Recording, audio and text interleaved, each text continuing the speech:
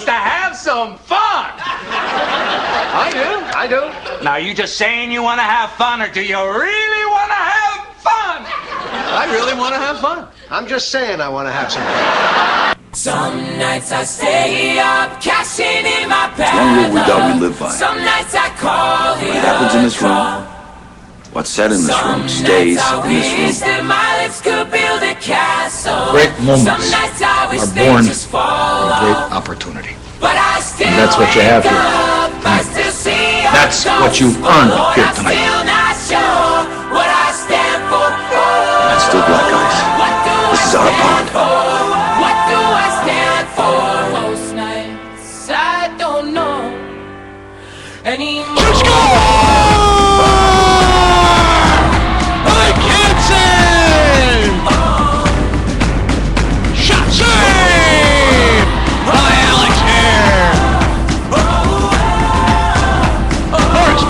At the center ice, comes to the right side, comes forehand, backhand, shoot, score! Why don't we break the rules already? Here's a one-timer, shoot, scores by Nick Rubley! Huskies win! Huskies win! The Huskies win in a shootout! NIU Huskies hockey is on the air from Fox Valley Ice Arena in Geneva, Illinois. It's Pink in the Rink weekend. Here to support Susan G. Komen for the Cure. And welcome again, everybody. My name is Marcus Grosnick, along with my broadcast partner, Stephen Duffy, our cameraman, Dan Sanchez, and social media is controlled there by Kim Rona. What a great weekend, Duffy. The guys are in their pink unis. All the uniforms will be auctioned off tomorrow night. Looking great, by the way. Huh? Looking great, and they look really cool. Yeah. And I believe they were designed by Brian Pickett. Were they? I believe so. Okay, cool. So all the jerseys will be auctioned off after the game on Saturday night. All the proceeds going to the Susan G. Komen for the Cure, as well as a 00 uniform will be raffled off. I believe it'll be one tonight and one tomorrow night. So yeah, a lot of good things happening here at Fox Valley. Everybody on the broadcast team and the coaches and a lot of the fans coming out to support the cause and the team wearing their pink. Let's get back to hockey. Last weekend, the Huskies went to Robert Morris University. They won Friday night, and then they lost in overtime on Saturday. Duffy, give me your assessment of the Huskies' play last weekend. Well, Friday night, I thought that they had a great game because really they're shorthanded and really all their special teams was great. I think they had 3 shorthanded goals, a couple of power play goals. I mean, that was pretty much their whole offense the whole night, those 2 special teams. And then the second night, it just seemed like either Robert Morris, I think Coach said it right, that it was a little bit of both. Robert Morris made good adjustments for the second game. Great goalie play by their second goalie that second night. Yep. And really just, I think they had an off night offensively. So they ended up losing 2-1 in overtime, in case you people didn't get to see it last weekend because of our technical difficulties with the computer crashing and the internet being bad. So you guys probably didn't get to see the third period, but they ended up losing in overtime. And I thought that was it was obviously a great game. They went to overtime, but they ended up losing in the overtime. And I think if they wouldn't have lost in the overtime, they would have just ended up tying because I think Robert Morris didn't want a shootout. So because you get a choice of if you want a shootout or not in overtime. Yeah, because it's a non-conference game. Yeah, the home team which I didn't know. You told me that when it happened. Yeah. Yeah, that happened to us last year when we traveled up to Northern Michigan on the Friday night game. We I believe it was like 2-2 or 3-3 and no one scored in overtime, and the coach for Northern Michigan basically said, we're not going to go to a shootout, game ends in a tie. Yeah. So that's how it works for all non-conference games. For me last weekend, and it even started at the Mizzou game on Saturday, where the Huskies seemed to get out to a big lead. I mean, I think their biggest lead last Friday was 5-0, and I know against Mizzou it was at least 5 or 6 goals, and then they let the team back in. They let Robert Morris back in and ended 5-3, and the Mizzou game was 9-6. So I believe that's something you talked to Coach Ronaldo about. So after our first break, we'll hear that interview. But what do you think they have to do to avoid that kind of letdown when they do get a big lead? Well, it seems like it's just maybe like they really haven't been playing. I still have not seen them, I think, all year that they've played a full 60 minutes. Because I think either the first period they kind of come out flat, or the third period where they kind of, after the first 2 periods, they had 2 good periods, and then they come out flat in the third period. So I have not seen them play a full 60 minutes yet. I'm hoping to see that tonight against University of Illinois.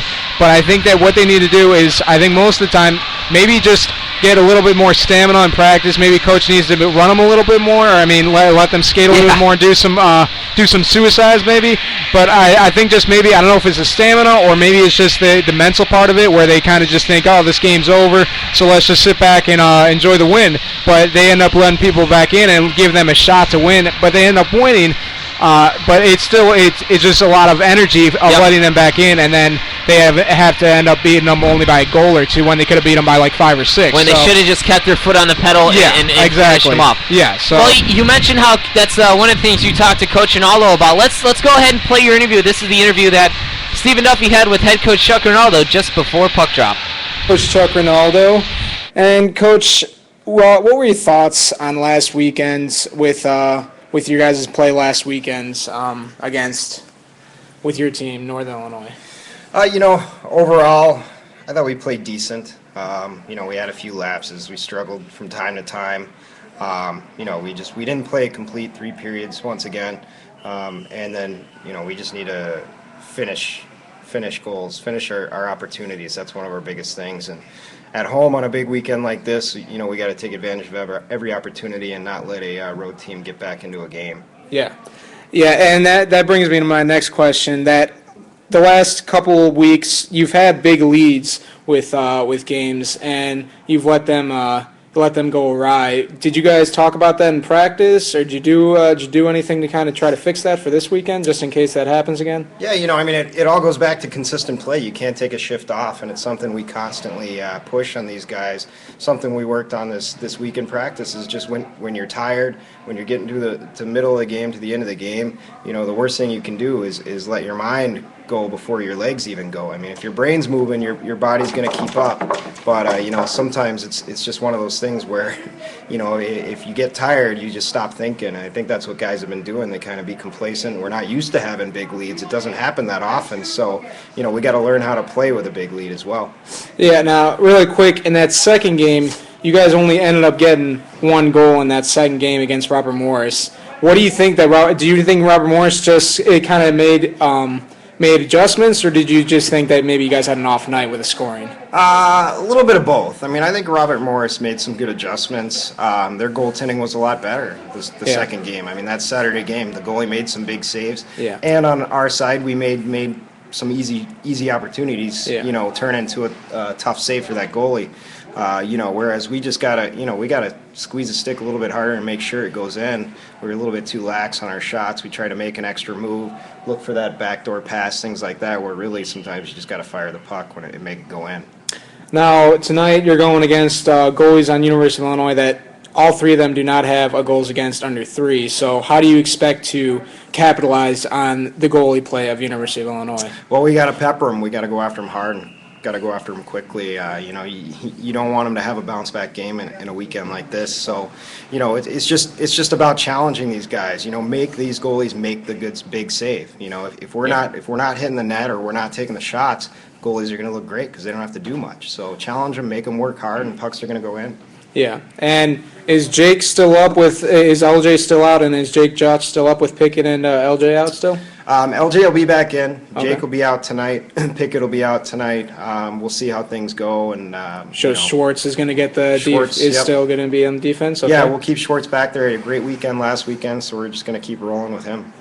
And me and Marcus got to talking to Maher before the game. He said that he's good to go. Is he going to be playing tonight? Yeah, Maher had a good week of practice. He's been feeling good on his knee. We're still going to limit him. We don't want to rush him. It's too early in the season to try to really push him and hurt him again. Yeah. So we'll see how he does. If anything, we'll give him a few hard tests here and see what happens. And if we got to rest him tomorrow, at least we got 1 game under his belt. But we'll see how he feels.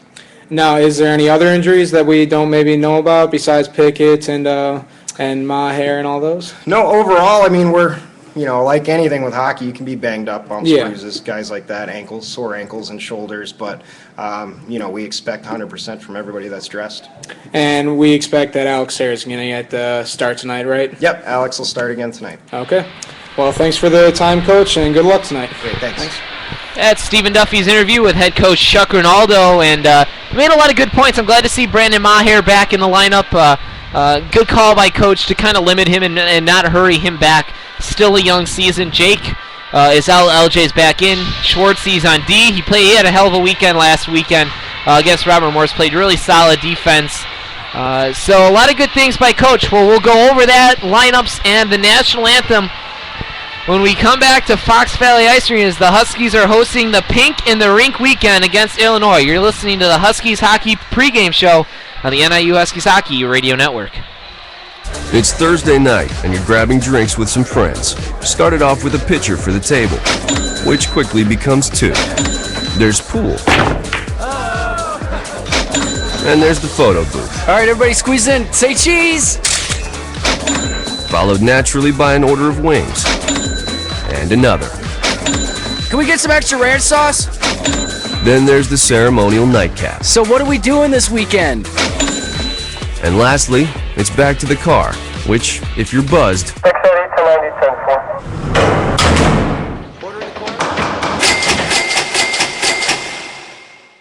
could be the most expensive night of your life. Getting pulled over for buzzed driving could cost you around $10,000 in fines, legal fees, and increased insurance rates. Nothing kills a buzz like getting pulled over for buzzed driving, because buzzed driving is drunk driving. Brought to you by the National Highway Traffic Safety Administration and the Ad Council. Over here at jamsonair.com, we play anything and everything. You might hear, or how about this tasty track? I wanna get through the back seat, windows up, that's the way you like it. We have them all. Lollipop, lollipop, lollipop, lollipop. Well, maybe not that. jamsonair.com. Radio when you want it. We know balancing family, friends, work, and free time keeps you busy. We want to help you start your day off right. Whether you're visiting for business or for pleasure, you'll always get a clean and fresh Hampton bed. Free high-speed internet access, free hot breakfast served daily with fresh baked waffles and hearty oatmeal with toppings, friendly, helpful service, and much more. For one rate. Guaranteed. If you're not satisfied, we don't expect you to pay. That's our commitment and your guarantee. That's 100% Hampton. Go to HamptonInn.com to find the nearest location. Hampton Inn and Suites, the official hotel of NIU Hockey.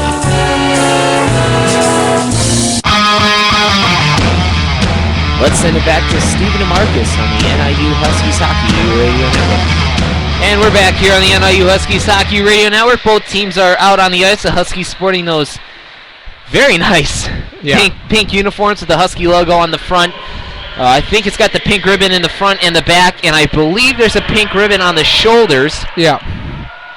So they have the special custom jerseys tonight in Illinois and the traveling orange, and it looks like there's a few different colors on that bench. I see a dark orange and a white goalie uniform, so kind of mix and match batch there for the University of Illinois. They come in, I believe, with only 1 or 2 wins on the season, so they're a struggling team, kind of like Mizzou was, where they hadn't won a game when Mizzou came in here to Fox Valley, and the Huskies just routed them both games. I mean, scoring 9 goals and 7 goals in consecutive games. They really have to. You can't let Illinois in the game. We beat them last year 2-1 and 4-3 down in Champaign. So. Yeah, you got to put them out early because Illinois is, I think, one of those teams that that can really come back and make you think that, well, maybe we can't win this game. So they really got to put them out early in the first period. So starting lineups are being announced. It'll be Troy Hickey and Kevin Schwartz on defense. Schwartzy again had a really good weekend against Robert Morris, so he's going to get the start here for head coach Chuck Rinaldo. Alex Hare in net. Hare is 3-2-1 with a 2.84 goals against average and a 92 save percentage.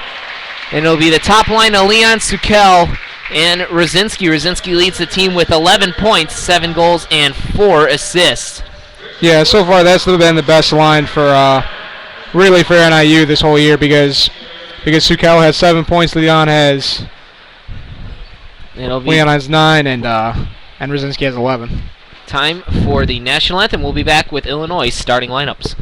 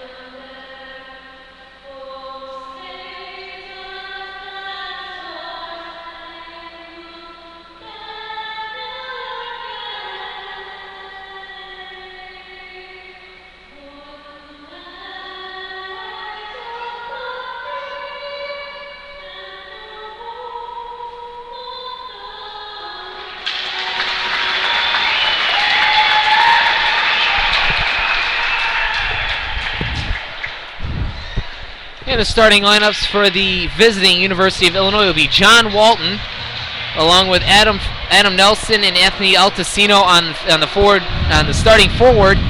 Defense, it'll be Spencer Elliott and Cole Nordwell. Starting in goal is Lucas Lambert. He's 0-1 with 7 goals against and an 83 save percentage. So kind of the same situation again like Mizzou, where both goalies gave up 7 goals in their first 2 starts coming into Fox Valley, and the Huskies got on them early and often. Yeah, you got to expect this first line. I mean, I could see them getting a couple of quick goals here in the first 10 minutes. Yeah. And go against this a really short goalie of University of Illinois. And I could really see them jumping on him. Like Coach said, they wanted to get a lot of shots on goal, jump on him, and get some quick goals here in the first period. So it'll be Rosinski, Sukel, and Leon, Hickey, Schwartz, and Hare for the pink-wearing Huskies here on Pink in the Rink weekend. Welcome again, everybody. Marcus Grossing along with Stephen Duffy, Kim Rona, and Dan Sanchez on the camera. And we are underway at Fox Valley as the Huskies win the face-off. Puck comes back into the Huskies' zone, near side corner boards, taken there by Troy Hickey. He's taken off the puck nicely by Spencer Elliott. Tyler Sukel now has that one taken away as Delfini sends it around as the Illini made a quick change there off the face-off. Here's Leon and Elliott battling in behind Alex Hare. Taken by Hickey for Sukel. Sukel, backhand pass up near side half boards for Hickey, now through center ice. Looks for Nick Leon coming into the zone. Nick Leon, the fan on a shot attempt, went just to the near side of Lambert. Here's Nick Leon, spins it around in the far side corner boards for Justin Rosinski. Rosinski has the puck, now dumps it for Sukel, the far side corner boards. He regains control, but he's bothered there by Cole Nordwell. Finally, the puck comes loose off the far side dasher boards. Taken again by Leon, who gives it all the way over for Schwartz. Can't handle the hot pass. Puck is in and around behind the Illini net. Now squirts free for Delfini, but he can't keep the puck in, and finally the puck finds its way to center ice. 18:51 left in the first, still no scores. The puck comes off the dasher. Lambert holds and gives over to John Walton. Puck is picked off at center ice, and that's going to be an offside as Joe Boris was deep in the offensive zone. Whistle blows, 18:39 left in the period. Huskies and Illini scoreless. And it looks like the second line is going to be Boris, Stetzinger, and Bach. So that's kind of a little bit of a new look here, because usually it would be like a makeshift line. Yeah, it would be Mark Greenberg usually out there with Bach. Now there's Bach now. Bach, Greenberg, and Boris. That's the second line for the Huskies. Back to get it is Stetzinger. Stetzinger backhand looking for Rob Bach, the away captain on this team. As Remley is the away captain. Puck goes to the point for Urbanik. That one's shot is blocked out in front by Stetzinger. Trying to feed Greenberg over the Cyclones logo, but the puck finds its way back into the Husky zone. Now to center ice as Urbanik backhands the puck into the far side corner boards as the Illini go for a change. Taken down was Ron Coletta, but no penalty called. Stetzinger, cross-ice pass. I believe that's for Greenberg. Yeah, it was Greenberg. Now Bach controls, and he dumps it in on Lambert. He's going to take it and give it off. And the Illini come out. Here's Rogowski. Rogowski backhand pass feed for number 25. And the Illini break out behind Lambert.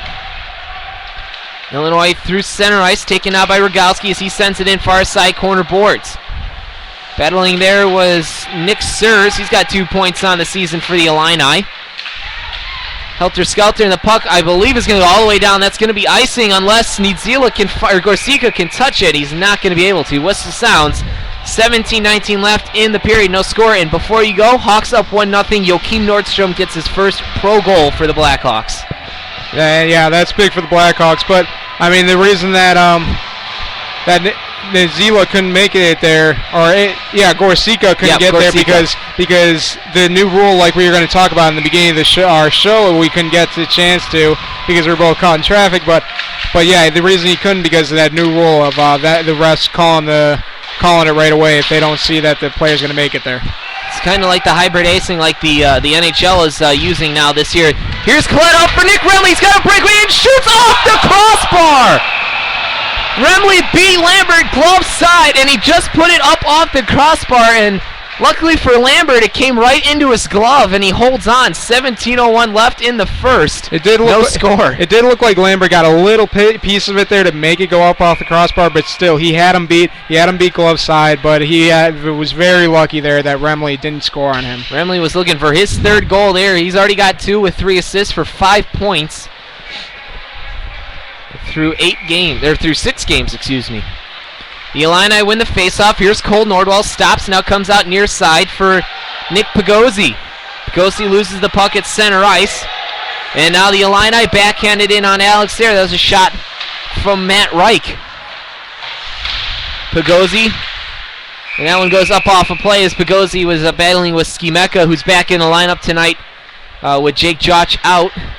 So Coach Mike Raporto switching up those deep pairings. And you also see that you see Brandon Maher out there for the first time in weeks. About 2 or 3 weeks he's been out for. So he's with Cantillo and Nizila. So that's going to be their 4th line there. And like we heard in the opening interview with head coach Chuck Ronaldo, they're not going to play him a lot. Yeah, but there are a couple shifts here and there. They want to get him some game speed as Brandon Maher has a takeaway in the offensive zone, but it's taken away by Pagozzi. Pagozzi off the near side boards looking for a pass. Couldn't control. Now taken by Cole Nordwell, whose pass comes into the left of Alex Hare. Skimeka has it. Back for his defensive partner, Troy Herlin. Herlin trying to look for Niedzila. He couldn't find him as the Illini snap back in. A shot into the glove of Alex Hare off of John Walton's stick. Whistle stops play. 15:58 left in period number 1. No score.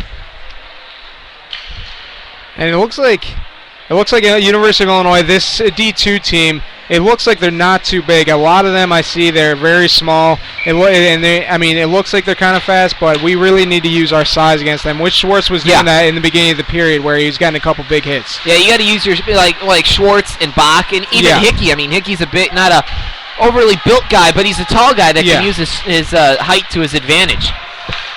Now through center ice, Sukel looking for a pass from Leon. He tips it in, so no icing.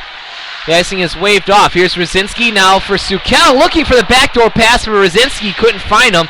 So the puck's taken by Chris Urbanik. Urbanik over for number 39. We apologize if we don't have some names to these numbers. The Illini website was not updated. Shoot, big save by Lambert as Sukel was looking for a tip from Rosinski, and Lambert has been tested often and has come up big so far. It could be possibly 2-0. Yeah, so far it's been 6 shots by Northern Illinois and 2 unbelievable chances there, and good saves by Lambert. And really there, Sukel, he thought he was going to get a goal, but Lambert ended up denying him with the left pad. Face-off to the right of Lucas Lambert, and the Illini win the face-off. Puck comes around near side half boards, taken by Delfini. Puck comes through center ice, now taken by Anthony Altacino. Altacino dumps it around behind Alex Hare. He comes out to play the puck from Greenberg. Looks for Bach coming up the near side half boards with a shot back. Blocker save, if I can get that out, by Lambert. And the Huskies control. Here's Joe Boris. And he gets tripped up, but no penalty call. That one goes up and out of play. Face-off going to be in the neutral ice just in front of the Illini bench. 14:46 left in the period. No score. Yeah, and like you were saying in the beginning of the game, it looks like these University of Illinois jerseys are a little bit makeshift. Yeah, it looks like there's a couple jerseys that are like dark orange, and there's like some other that are lighter. It's very. The backup goalie's got a home white uniform on. Yeah, maybe they didn't have enough money to get all of the same jerseys. No judgment here. I'm just a broadcaster. Puck comes behind Lambert. Here's Joe Boris looking for a centering attempt, and I believe net might have come off its moorings, and it did. So. Face-off, I believe, will be to the right of Lambert, as the Huskies are going to have a line change, and it's going to be Remley, Gorsica, and Brian Pounds, with Herlin and Skimeka on the defense. Face-off controlled by the Huskies. Skimeka with a fanning shot. Gets blocked out by Remley, but the puck gets dumped in here behind Lambert, near side half boards, as Brian Pounds is in on the forecheck to keep the puck alive. Pounds backhands it looking for Remley, and Herlin can't keep the puck in as the Illini break out. Here's Surs. Surs looking for a cross-ice pass for Crook. but he just dumps it in and goes for a change. Puck comes to the point, taken by Nordwell. Nordwell with the shot gets blocked by Nidzila, or Gorsica, and the captain, Nick Remley, takes it there. Remley has a giveaway for Surs, but the Huskies regain possession. Here's Brian Pounds up through center ice, now and over the Huskies logo. Remley and Pounds play a little give and go, but Remley's pass was 2 out in front of Pounds. Taken now by John Walton. Walton through the Illini zone, through center ice. Taken now by Nick Pagozzi. Pagozzi leaves it to the point as Pounds trying to elude a check, and he couldn't do it. That one is going to go into the Zamboni entrance. Whistle sounds. 13-18 left in period number 1. No score. But definitely give the advantage to the Huskies right now. I don't think that Alex Ayres faced more than 1 or 2 shots so far this period. I've been trying to count it. It's about 2 shots so far. NIU has about 7 or 8. We don't do the shots on goal here at this ice arena, so I got to do it by myself. You do double duty here. Yeah, so which we greatly appreciate. Yeah, so I got to make sure that I tally it up. But yeah, so far it's been 7-8-2. So they're winning in the face-off battle. Also, it's about 4-1, 5-1. So they're winning in both categories very well. As Maher is out there with Nidzila and Contillo. As the Huskies, Kevin Schwartz takes the puck to center ice. Contillo trying to take it away from the Illini, but they controlled. Urbanic to the right of Lambert. Cross-ice pass now here for Delfini. Delfini is peppered by Brandon Maher. No penalty called as Delfini went to the ice. Hickey springing Contillo with Maher and Nidzila into the offensive zone. Contillo, the backhanded pass just goes off the blocker side of Lambert, and the Illini come out. No icing called, as it's going to go to the right of Hare, and he's going to play it. Backhands it over for Troy Hickey. Troy Hickey looking for Maher. Or excuse me, Nidzila is looking for Maher, and the Illini pump it back in behind Alex Hare. Taken by Kevin Schwartz for Maher. Tips it in. No ice called as Maher tips it in, and the Huskies go for a change. 12:20 left in period number 1. No score, no penalties. It's a fast-paced first period so far. As Sukel in the top line, Sukel, Rosinski, and Leon out there. Here's Coletta with the shot from the point, just goes wide into the near side corner boards, now to the half boards. Sukel leaving it for Leon, but the Illini come out through center ice. Here's Saul, Nick Saul, is trying to getting taken off the puck there by Ron Coletta. The puck squirts loose to center ice, and the Illini dump it back in. Here's Ron Coletta. Out from the left of Alex Hare, through center ice, finds Tyler Sukel. Sukel's been hot as of late, looking now for Rosinski. Big save there by Lambert as he closed the 5-hole with the stick.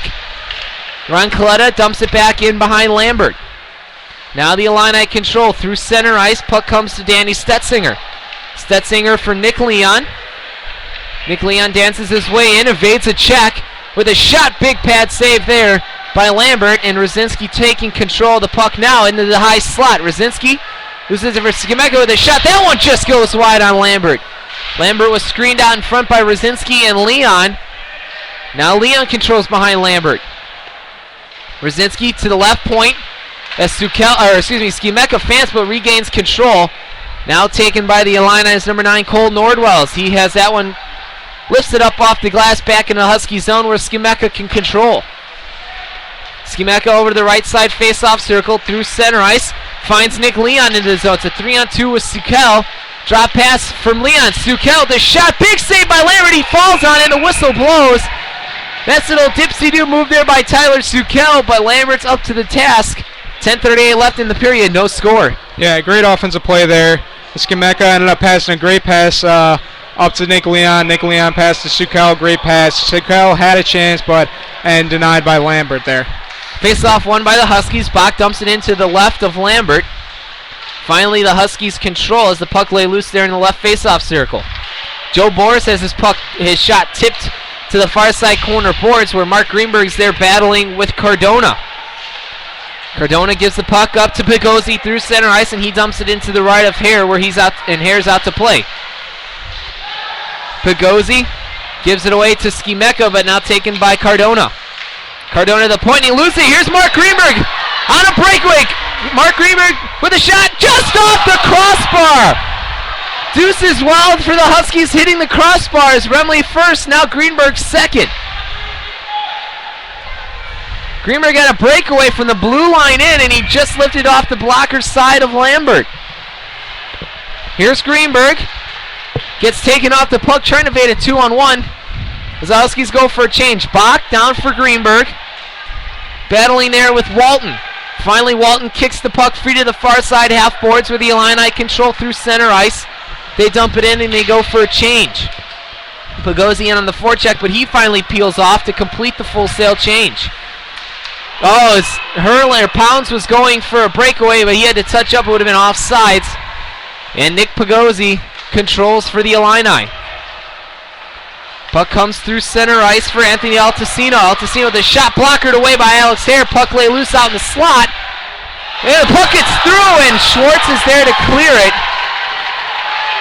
No icing, as though icing is waved off by the official.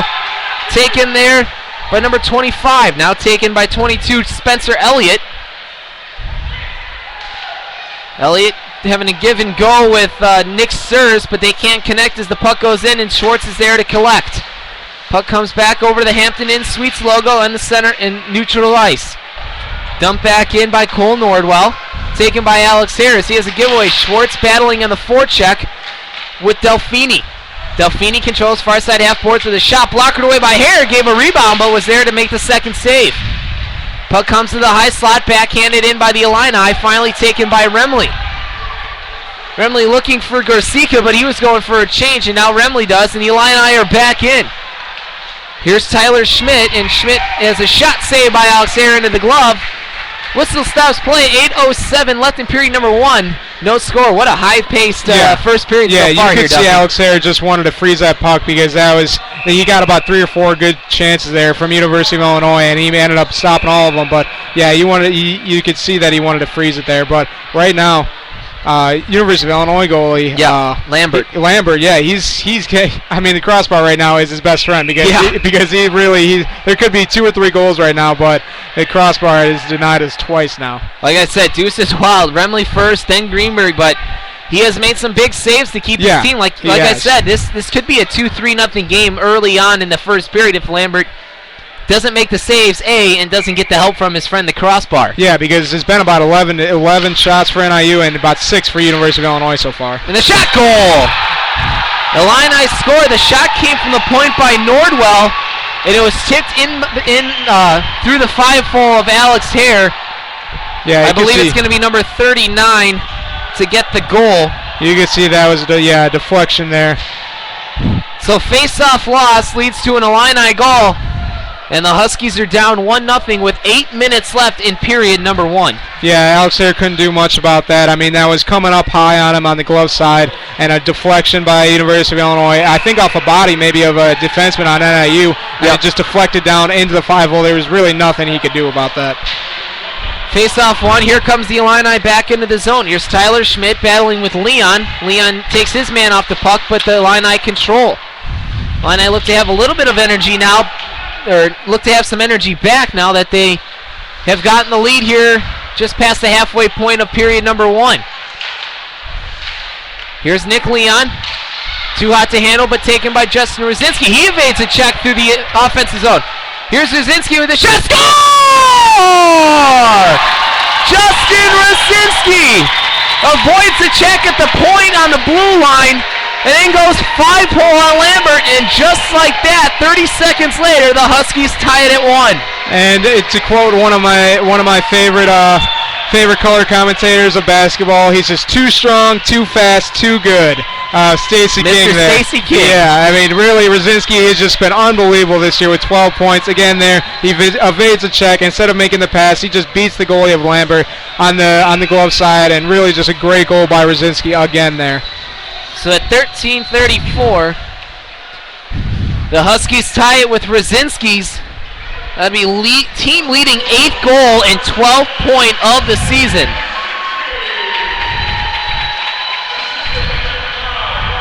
Ron Coletta gets the assist. So Rosinski from Coletta, and the Huskies are back to square one with the game tied at 1 goal apiece. as the puck gets dumped back into the right of Lucas Lambert. The Illini control, puck given away right in front of Lambert, but the Illini regain possession of the puck with Sikowski giving the puck up. Skimeko shot from the point gets deflected in the near side half boards and now taken by Rogowski. Puck comes to center ice and Herlin just sends it back into the far side corner boards where it's taken by Sikowski. Sikowski backhands it over to Crook. Crook can't get it out and finally goes off a skate of an Illini player. And the Huskies have to touch up and they go for a change. Great forecheck there by that line by Bach and Greenberg. He just kept it in the offensive zone pretty much for 30 seconds there. And that's what they were doing for the most part of this first period was they were keeping pucks in. They were aggressive on the forecheck. And the defensemen have been getting back and not allowing any odd man opportunities. Skimeka has that one off of Pounds' stick. Excuse me, I couldn't find the name there for a second. So the icing is waved off as they go for a change to the Huskies. Puck through center ice, shot in on Alex Hare. He covers up. Whistle stops play. 5:49 left in period number 1. Huskies tied at 1 apiece on Justin Rosinski's 8th goal of the season in his team leading 12th point. And there's going to be a Huskies penalty on number 81, Nick Gorsica. So the Huskies penalty kill is going to go to work. So far, the penalty kill has been really unbelievable this year. I think they've only allowed, 1 goal on the penalty kill this whole year. I think every weekend they've been pretty much, especially last weekend. Yeah. I think they were, 15 for 15 last weekend. So really, their penalty kill has been doing great this year. So it's going to be Nidzila in the penalty box, Gorsica in the penalty box. 2 minutes for roughing at 14:11 of period number 1.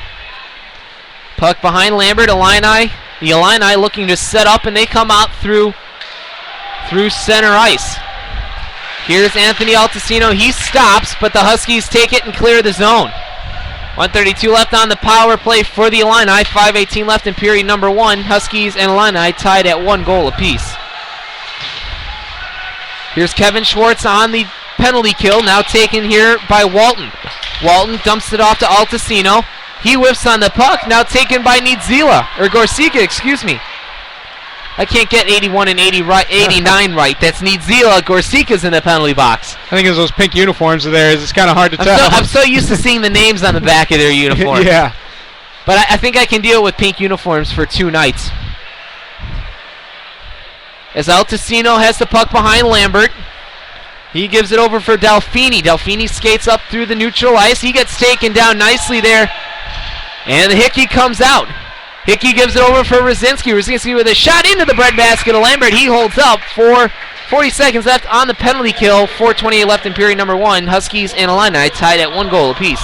Really, like we've been saying all year, it's really the penalty kill that's been doing great, and it's really of the third line and fourth line. Nazila and Remley, who's on the third line, they're on the penalty kill, and you love to see that because you need the third and fourth line to do some work on the special teams.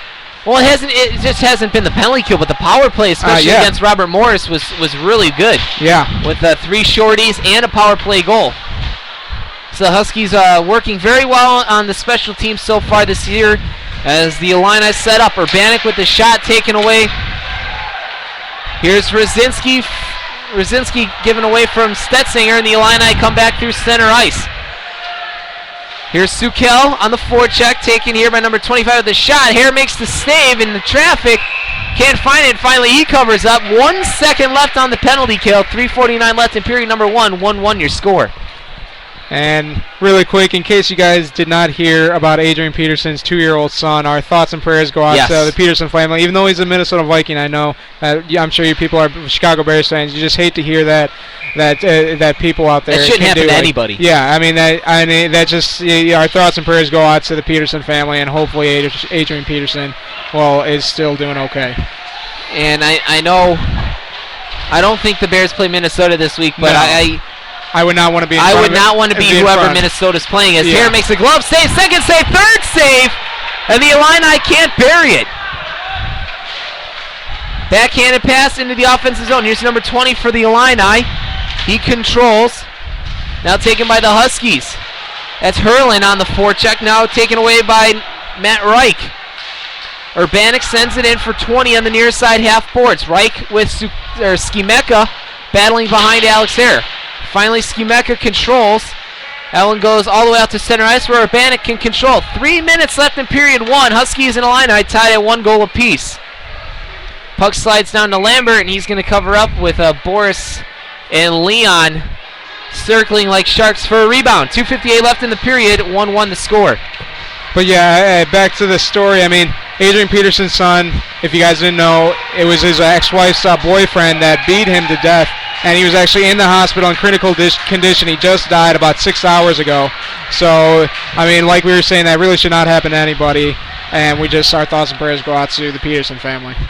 For sure, where Garcica sends it in for Remley for Pounds, and he has that one blocked out in front. He had a point-blank shot turned away by the Illini. I believe that was a shot block. I don't think that got all the way to Lambert as Kevin Schwartz off the boards through center ice. Here's Hickey, Schwartz, and Pounds. Pounds takes a hit and gives one right back to Delfini. Delfini has it to the right of Hare. Now skates in behind the net to the left of Hairball. Here's Delfini to the point. The shot taken by Pigozzi, and that one goes just wide. Actually, by Sikowski, and that one just goes wide. Here's Schwartz for Hickey. Hickey off the far side corner boards for Gorsica. Gorsica, Remley over for Pounds. Here comes Pounds, and he can't catch up to the puck, and he takes a hit from the Illini.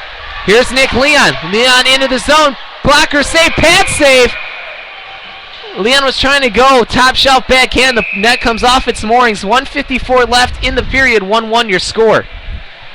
And when you think, I mean, Lambert's had the crossbar a couple times, but also the net has come off his moorings about 2 or 3 times. Yeah. When we could have had a big chance on a rebound. And so far, I mean, the net and the crossbar have been the best friends of Lambert, because it really, like we said, we really could have had 3 more goals here against Lambert. And you have to give credit. I mean, the Huskies are doing a great job of just knifing their way through the defense of the Illini and getting those opportunities when, I mean, the Illini have 3 guys back, and yet the Huskies are getting through that and getting opportunities. Yeah, NIU has much more speed, and they're really using it here in the first period. Speed and size is really working to their advantage so far in this game with 1:33 left. Here's Leon, and Lambert makes a save, and I believe a penalty is going to be coming up on the Illini as Leon was taken down out in front of Lambert. As Sukel was trying to get a feed from Leon, and he gave it right back. Whistle stops play. 1:25 left in the period. 1-1 your score. Yeah, it looks like it's going to be a penalty on University of Illinois here. Let's see when he turns around. Number 9. Number 9, yeah. Cole Nordwell. So with 18:35 left in the period, or at 18:35 of period number 1, the Huskies go on their power play. Fans trying to get everybody fired up here. A couple fans down there. That's good. I bet you there are a couple of the D3 guys that are doing that. Yeah. So it's going to be a hold on Nordwell, or hooking, excuse me. Rosinski, Sukel, Leon with Herlin and Hickey. Here's Nick Leon. The Huskies win the face-off, but the Illini control and send it all the way down the ice. Alex Hare out to play it. Controls for Troy Herlin. Herlin stops behind the net. Now comes out. Gives it over for Rosinski. He can't handle the pass, but now he has control. Here comes Rosinski over the near side face-off circle. Now in behind Lambert. He's taken off the puck. Here's Hickey. Hickey for Leon. Leon cuts into the high slot. Now gives it over for Sukel. Or excuse me, Herlin for Leon. Now back for Hickey. Now for Sukel, or excuse me, Rosinski for Sukel. Now back to the point for Hickey. Down for Sukel, far side point. Sukel down for Rosinski on the right side of Lambert. Rosinski for Leon. 1 minute left in the power play, 30 left in the period. Here's Herlin with the shot. That is a high riser up over the crossbar of Lambert. Nick Leon controls. Finally taken away by the Illini, but kept in nicely by Troy Hickey.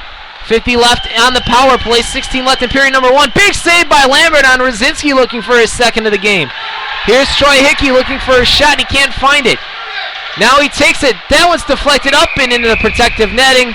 4 seconds left in the period. 39 seconds left on the power play.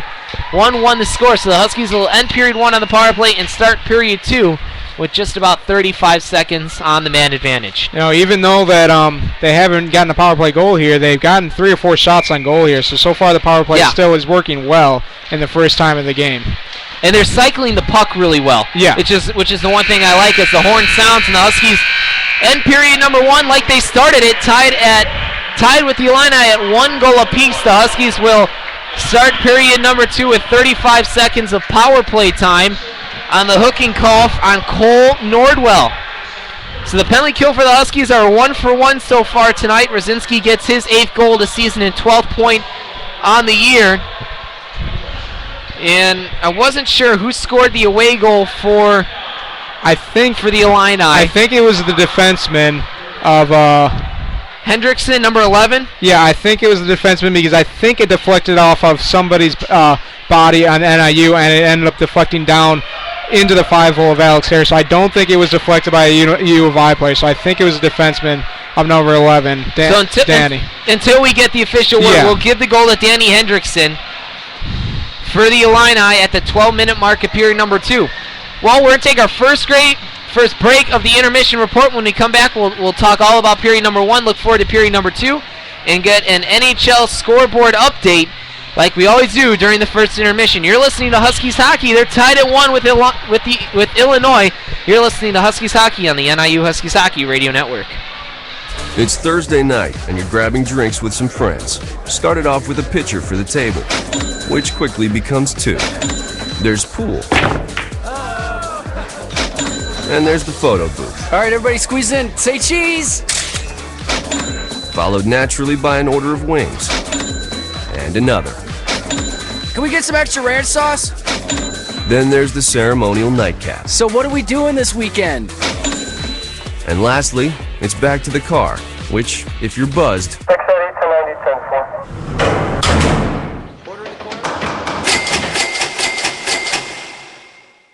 could be the most expensive night of your life. Getting pulled over for buzzed driving could cost you around $10,000 in fines, legal fees, and increased insurance rates. Nothing kills a buzz like getting pulled over for buzzed driving, because buzzed driving is drunk driving. Brought to you by the National Highway Traffic Safety Administration and the Ad Council. Over here at jamsonair.com, we play anything and everything. You might hear... Or how about this tasty track? I wanna get you in the back seat, windows up, that's the way you like it. We have them all. Lollipop, lollipop, lollipop, lollipop. Well, maybe not that. jamsonair.com. Radio when you want it. We know balancing family, friends, work, and free time keeps you busy. We want to help you start your day off right. Whether you're visiting for business or for pleasure, you'll always get a clean and fresh Hampton bed. Free high-speed internet access, free hot breakfast served daily with fresh baked waffles and hearty oatmeal with toppings, friendly, helpful service, and much more. For one rate. Guaranteed. If you're not satisfied, we don't expect you to pay. That's our commitment and your guarantee. That's 100% Hampton. Go to HamptonInn.com to find the nearest location. Hampton Inn & Suites, the official hotel of NIU Hockey. Hey, Billy. Yeah? Do you want to go to the state fair? Yeah. Do you want to ride the roller coaster? Yeah. The big one? Yeah. The one with the reverse flip? Yeah! Well, you can't. You see, Billy, when you throw away money on wasted electricity, you throw away everything you could have done with it, including going to the state fair. Oh, man. Cheer up. This year, your parents will make it right. They're going to visit EnergySavers.gov, where they'll get tips on how to save energy and money. Then they'll add extra insulation and get a few of those Energy Star appliances. They could save hundreds of dollars a year. And you know what, Billy? What? They'll take you to the state fair next year. But I want to go this year. I know you do, Billy. I know you do. Saving energy saves you money. Learn more at EnergySavers.gov. Brought to you by the U.S. Department of Energy and the Ad Council. Have you always wanted to be on radio or television? Don't lie to yourself, of course you have. That means that you need to come to the Illinois Center for Broadcasting. At ICB, you'll learn everything you need to know. Hands-on training in audio programming, video editing, and much, much more. Financial assistance is available for those who qualify, so you've got no excuse. Go online to beonair.com or call 630-916-1700 for more information. The Illinois Center for Broadcasting, where your career begins. Green light. Hey girl. School zone. I'm getting hungry. Car changing lanes. You want to meet me for pizza? Stop sign. Intersection clear. Yeah. Street. Pizza sounds good. Ballin Street? Girlin Street! It's hard to concentrate on two things at once, like texting and driving. Stop the text, stop the wrecks. How will you stop texting and driving? Tell us at stoptextstopwrecks.org. Brought to you by the National Highway Traffic Safety Administration and the Ad Council. You're listening to NIU Huskies Hockey. Now let's send it back to Stephen and Marcus for more NIU hockey. And we're back here on the NIU Huskies Hockey Radio Network. Huskies tie with the Illini 1-1. Brzezinski getting his 8th goal of the season and 12th point. That's a team leading in both categories at 13:34, period number 1. The Illini got the scoring off with a deflection out from the point from Danny Hendrickson at the 12-minute mark of period 1. So the Illini and the Huskies are tied at 1 goal apiece. Duffy, the Illini definitely won, like we talked about last week, and it being a boxing match. I definitely think the Huskies get period 1 as a win. Yeah.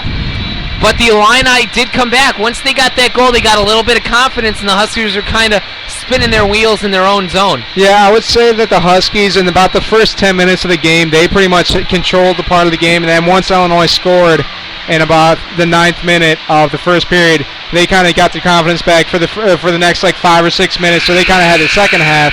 And then the Huskies ended up getting that goal and tying it 1-1. So far, it's been back and forth. But yeah, I think the Huskies, if it was a boxing match, I think they barely would win that period because they outshot them 20-15. And the face-off dot was, let me tally it up really quick. So Duffy's doing that, and the Huskies could for sure be up at least 3 or 4 goals if it had not been for Lucas Lambert's best friend, the crossbar. Remley hit it, Greenberg hit it, and the Huskies had a lot of second and third chance opportunities that the Illini had to clear out. Yeah, the face-offs were 10-5 by the Huskies, so a little over 50%. So yeah, they're doing good in the face-off dot.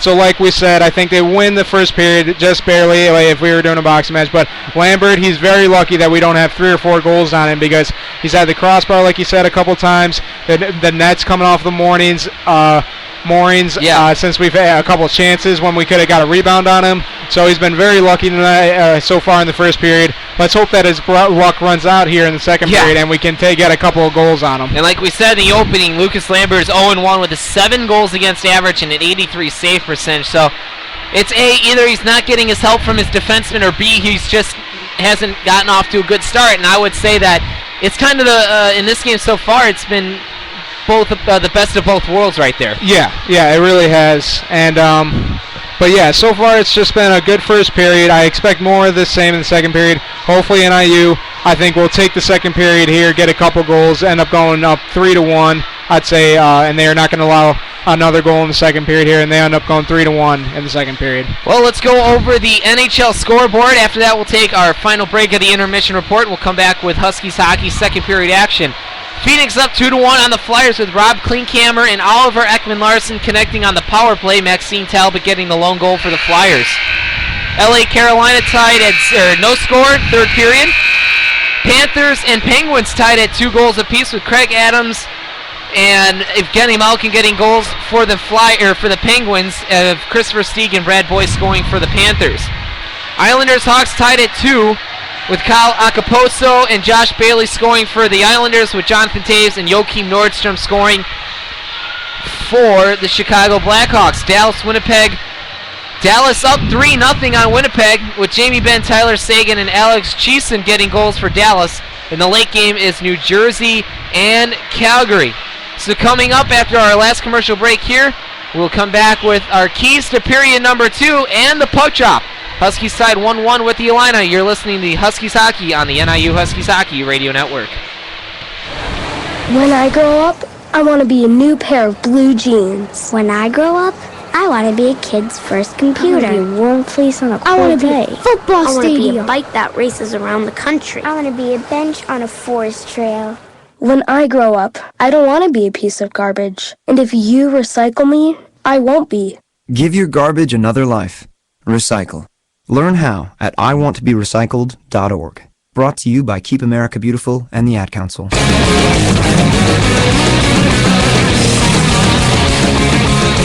Gunzo's is your non-stop shop for all things hockey. Gunzo's carries all major brands such as Bauer, Easton, Reebok, Nike, CCM, and Ward. Gunzo's caters to not only players, but to teams as well, with the ability to take team orders. Gunzo's can customize jerseys, socks, t-shirts, warm-ups, and hockey bags. They have 3 convenient Chicagoland locations in River Forest, Morton Grove, and Chicago. Gunzo's is also the official equipment supplier of the Northern Illinois Huskies. Gunzo's Hockey Headquarters, where you'll be treated like a pro. A boy born in Joplin, Missouri was fascinated by anything with wheels and a motor. The odds of him going on to fascinate millions with his talent, 1 in 260,000. The odds of him having 15 career NASCAR victories, 1 in 1.7 million. The odds of a child being diagnosed with autism, 1 in 88. I'm Jamie McMurray, and my niece has autism. Learn more at autismspeaks.org/signs. Brought to you by Autism Speaks and the Ad Council. You're listening to NIU Huskies Hockey on the NIU Huskies Hockey Radio Network. And we're back here on the NIU Huskies Hockey Radio Network, just about ready to get second period action underway here. The Huskies will have 35 seconds of power play time to start out period number 2. We forgot to do Duffy's 3 keys to victory, but let's do his Vic keys to the next 40 minutes. Yeah, the next 2 periods. Take it away, Mr. Duffy. Well, I would say that my first key has got to be, if they end up taking the lead, which I expect that they will, because so far I think they are the better team. They're the faster and bigger team. So if they do take the lead, I think they need to keep it. They can't come out flat in the third period if they take the lead in the second period here. And if they end up taking the lead, they can't give it up. They got to keep going hard and can't let their foot off the gas, like you were saying in the beginning. Yeah. You can't let your foot off the gas. You just got to keep the pedal to the metal and keep going. My second key has got to be that if you end up, which I think they will, they'll end up getting a goal here, I think, on this power play or quick in the 5 minutes. You have to use this crowd, because this is the biggest crowd I've seen so far this whole year. You have to use the crowd and will your team to win with the crowd, because they're going to be very excited if you end up getting a couple goals here in the second period. And then my third key has got to be, I'd say Alex here's got to have a good next 2 periods, because he's given up 1 goal on 15 shots. That's pretty good. It wasn't really his fault on the first goal, so he's got to have a good 2 periods here to keep NIU in the front, which I think he will. NIU, I think, will end up winning this game if he ends up having a good game. So use the crowd to your advantage. Yep. Alex Hare, stellar in goal for 40 minutes. And then if you end up taking the lead, you got to keep it. You can't let it up, which I think they will take the lead. And you can't let off your foot off the gas if you end up taking the lead. Well, for me, I mean, you just have to. Your defense has to keep doing a good job of the forwards have to do a good job of forechecking. The defense have been doing a really good job of keeping pucks into the zone and winning those 50-50 pucks at the blue line and through neutral ice. Yeah. And that's really helped the Huskies get 2, 3, 4 multiple opportunities to get a goal on Lambert and to continue to extend this lead as they will start out with a power play. Yeah, you hope that NIU kind of gets a couple of those maybe like garbage goals here in the second period, because Lambert got lucky with the two off the crossbar, took a couple times, and that's coming off good morning. So let's hope that we get lucky here and get a couple like tip-ins, garbage goals, something like that on him, because you got to expect that's going to happen. And if that does happen, I think that'll give NIU the confidence of keep getting those nice goals like Brzezinski had in the first period, that nice goal where he had a nice little breakaway. So and that's what the Huskies are doing. They haven't really scored many of those garbage goals. They haven't really, no, not yet. Been nice, wrist shots and slap shots from the point. I mean, it's nice, but if you can get those garbage goals, that really is something that deflates the opposition and really puts you ahead. Yeah, because you saw that the one that came off the crossbar, the first one. If that would have hit the goalie Lambert in the back and maybe went in, that's like a garbage goal. If that would have happened, that would have just deflated University of Illinois, and that would have helped us probably for the rest of the period. But he was very lucky that it just came right back down into his glove. So they're just about ready to start period number 2. Huskies will start with 35 seconds on the power play. Again, Rosinski and Henderson scoring for the Huskies and the Illini respectively. As we were tied at 1 after 20 minutes of play. Looks like there's a little bit of maybe some ice repair down there at center ice by the Cyclone logo. Cole Nordwell will sit in the bench. He was called 2 minutes for hooking at the 18:35 mark of period number 1. So on the penalty kill for the Illini, it'll be number 91 Altesino. Number 22, Spencer Elliott. Lambert is back in goal. It'll be number 7, Walton. And the 4th member of that penalty kill unit. For the Huskies, it'll be Bach, Boris, Greenberg, and Stetzinger and Coletta. We are underway at period number 2. Huskies tied at 1 apiece. And the puck comes into the Illini zone. Greenberg looking for Bach. Bach gets it to the near side point. Stetzinger for Bach. Bach backhands it around near side corner boards for Boris. Boris does a little shimmy move, and he controls far side corner boards. Stops, controls, comes into the net. Shot, big save by Lambert, and the Illini clear. Good move there by Boris, just could not roof it as Hare's out to play the puck. Penalty over. Huskies are 0 for 1 on the power play, and both teams are at full strength.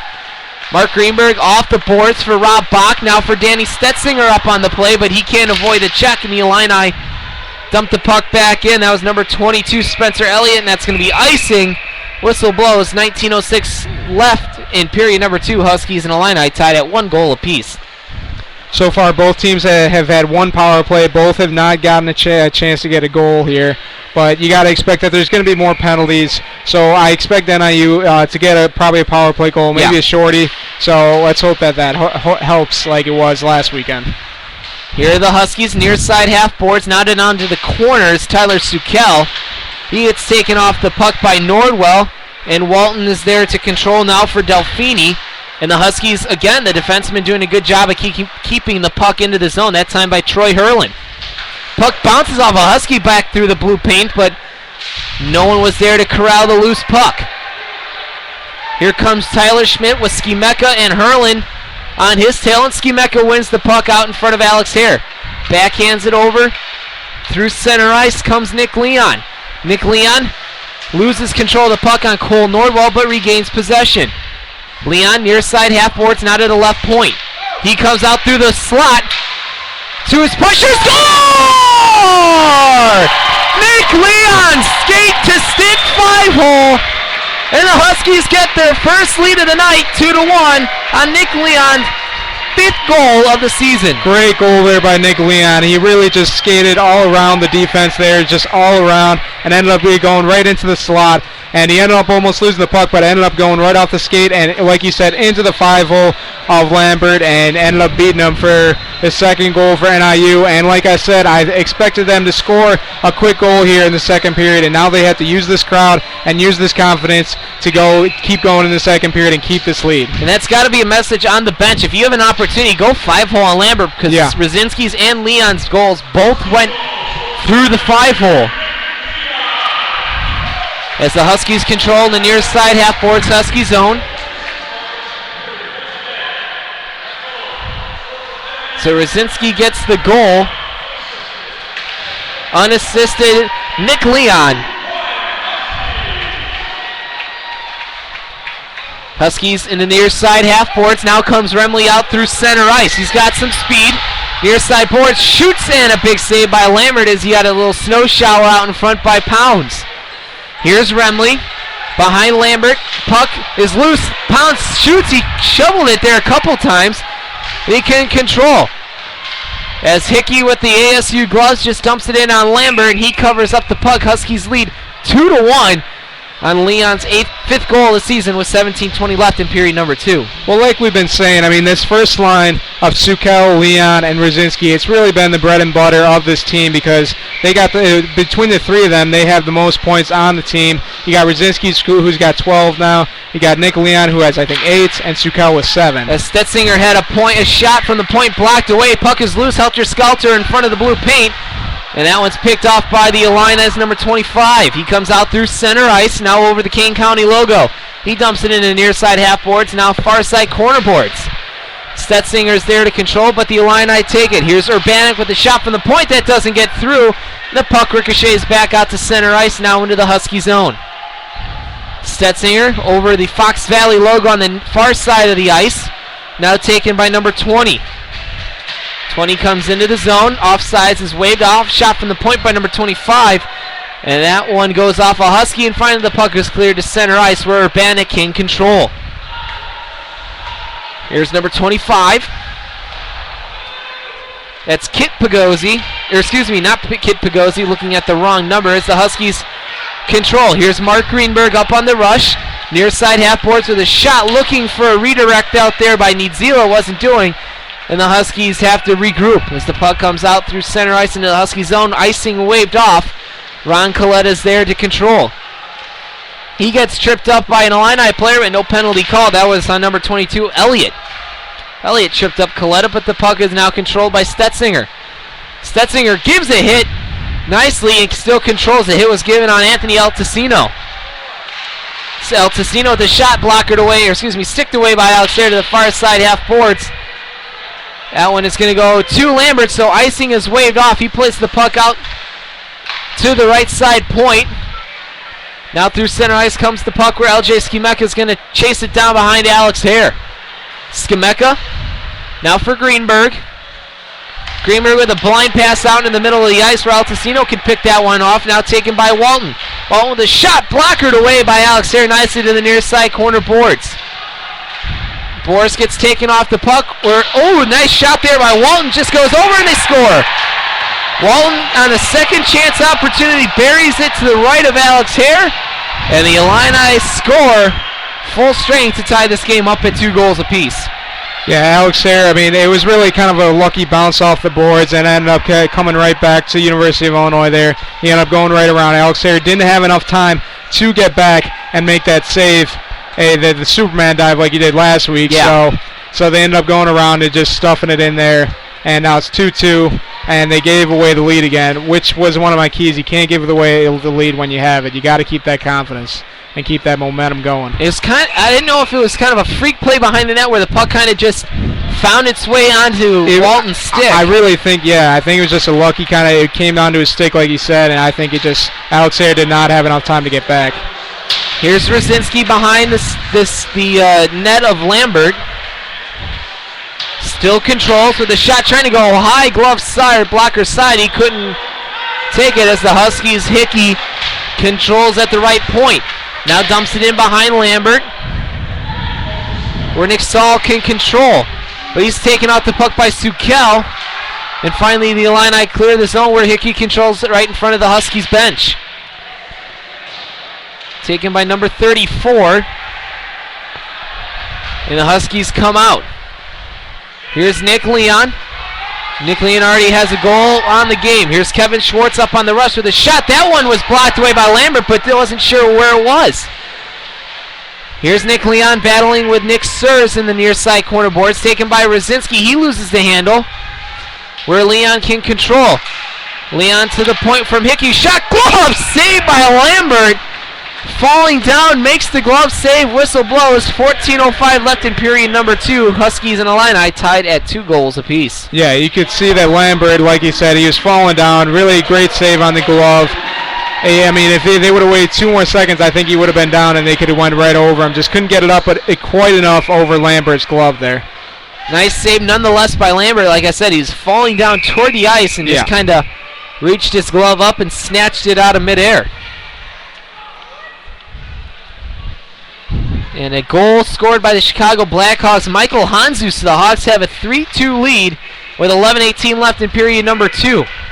Looking to get back on the win column after dropping a heartbreaker to the Blues. As whistle blows, it's going to be icing call on the Illini, and the faceoff will be to the left of Lambert again. We're really quick with the Blackhawks. I mean, you see that Nordstrom and Jesus was scored, so I mean, it's really it seems like it's kind of those guys that you don't expect to score, but you hope that they do. So you're hoping that you kind of get those scores on the second and third line and the fourth line. Face-off won by the Huskies. Here's Nick Remley back to the far side point where Coletta was taken down. And I'm not sure who the penalty is going to be on, if it was Coletta for a trip. And it's going to be Coletta going to the box. I don't think that was the right call because it looked like Coletta was taken down himself. Yeah, I think that could have went either way. I don't agree with the whistle there. So Ron Coletta goes to the box. 2 minutes. I believe it's going to be for a hook or a trip. So it's going to be hook or interference. Huskies are 1 for 1 on the penalty kill. Like my dad always says, that's kind of a really interference is a hard call for the refs to call, because that could go really, you could call that at really any time. Yeah, it's just kind of up to the refs. Do we let them play, or do we tighten up the ship here on the penalty calling? As Altacino controls the puck, that one's sticked away by Alex Hare, where it's controlled now by the Huskies. Out through center ice looking for Rosinski with Sukel. He couldn't find him, and Lambert swings it around far side corner boards. Sukel smartly out through center ice where Troy Hickey's there. Minute 27 left on the power play for the Illini. Just playing keep away, which they need to do. 13:05 left in period number 2. Exactly, that is the key on the penalty kill. Play keep away from the Illini, where I know you'd rather go for the shot and look to score shorthanded, but if you can kill off that penalty, it's more ideal for the situation, as Schwartz pounds that one out through center ice. Now taken by Nick Remley. Nick Remley has the shot. Big save by Lambert, looking for a rebound. Wasn't there, as he had Nidzila on his wing. Out come the Illini. Altacino. He gets bothered there by Troy Hickey. Finally, the puck comes out to number 39. He has a shot that goes to the far side half board. It's taken by 25 now. Huskies looking to clear the zone, but the Illini control out in front.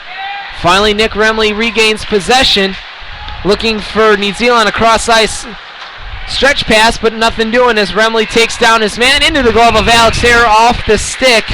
Number 39, Huskies and the Illini tied at 2 goals apiece with 23 left on the power play, 12:05 left in period number 2. And back to that 2-on-1 with Remley. I mean, they had a 2-on-1. Remley tried to get a pass, but a great job by number 7, John Walton, by taking away the passing lane and not letting him make that cross pass to get a goal. It's going to be Matt Crook in the face-off circle for the Illini, and it's won by them. Here's Urbanik. Now to the high slot, looking for a shot, and a giveaway by Boris, breaking up the pass, looking for the breakaway, but nothing doing. 12 seconds, 10 left on the power play for the Illini. 11:50 left in period number 2. 2-2 your score. Icing is the call. Whistle blows. 1 second left on the power play. And again, 11:43 left in the period. Another good penalty kill by NIU there. Really not even really a good shot on goal for University. I think they had one shot on goal, but it wasn't really even a good chance. It was really from the blue line that Alex Hare had no problem with. So far, a great penalty kill again by by Northern Illinois. As Boris wins the faceoff, puck comes out behind Lambert.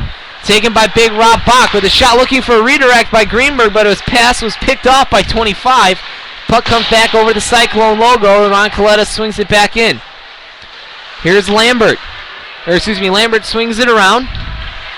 Oh, big hit by Rob Bach on number 19. He cleared his man off the puck, and the Huskies control. Now taken by the Illini's number 27, Matt Crook. And Pagozzi there to control, but the puck goes to the far side half boards where Rob Bach looks for Greenberg now for Boris. Through the neutral ice goes skate to stick, and Boris gets taken off on a 2-on-1 hit there. Greenberg battles. Now Bach has it. Swings it for Boris behind the net. He stops. Now near side corner boards over the face-off circle. Dump pass for Bach. Bach looking for Boris. Boris controls. Now Bach looking for a give and go with Jobo, but nothing doing as the puck finally finds its way to the left of Lambert and controlled by number 25. Puck comes out to number 20. Again, we apologize for no names with the numbers. There's a lot of guys aren't wearing the right numbers, or the numbers aren't appearing on our rosters. Yep. So we will do our best with those names as the weekend progresses.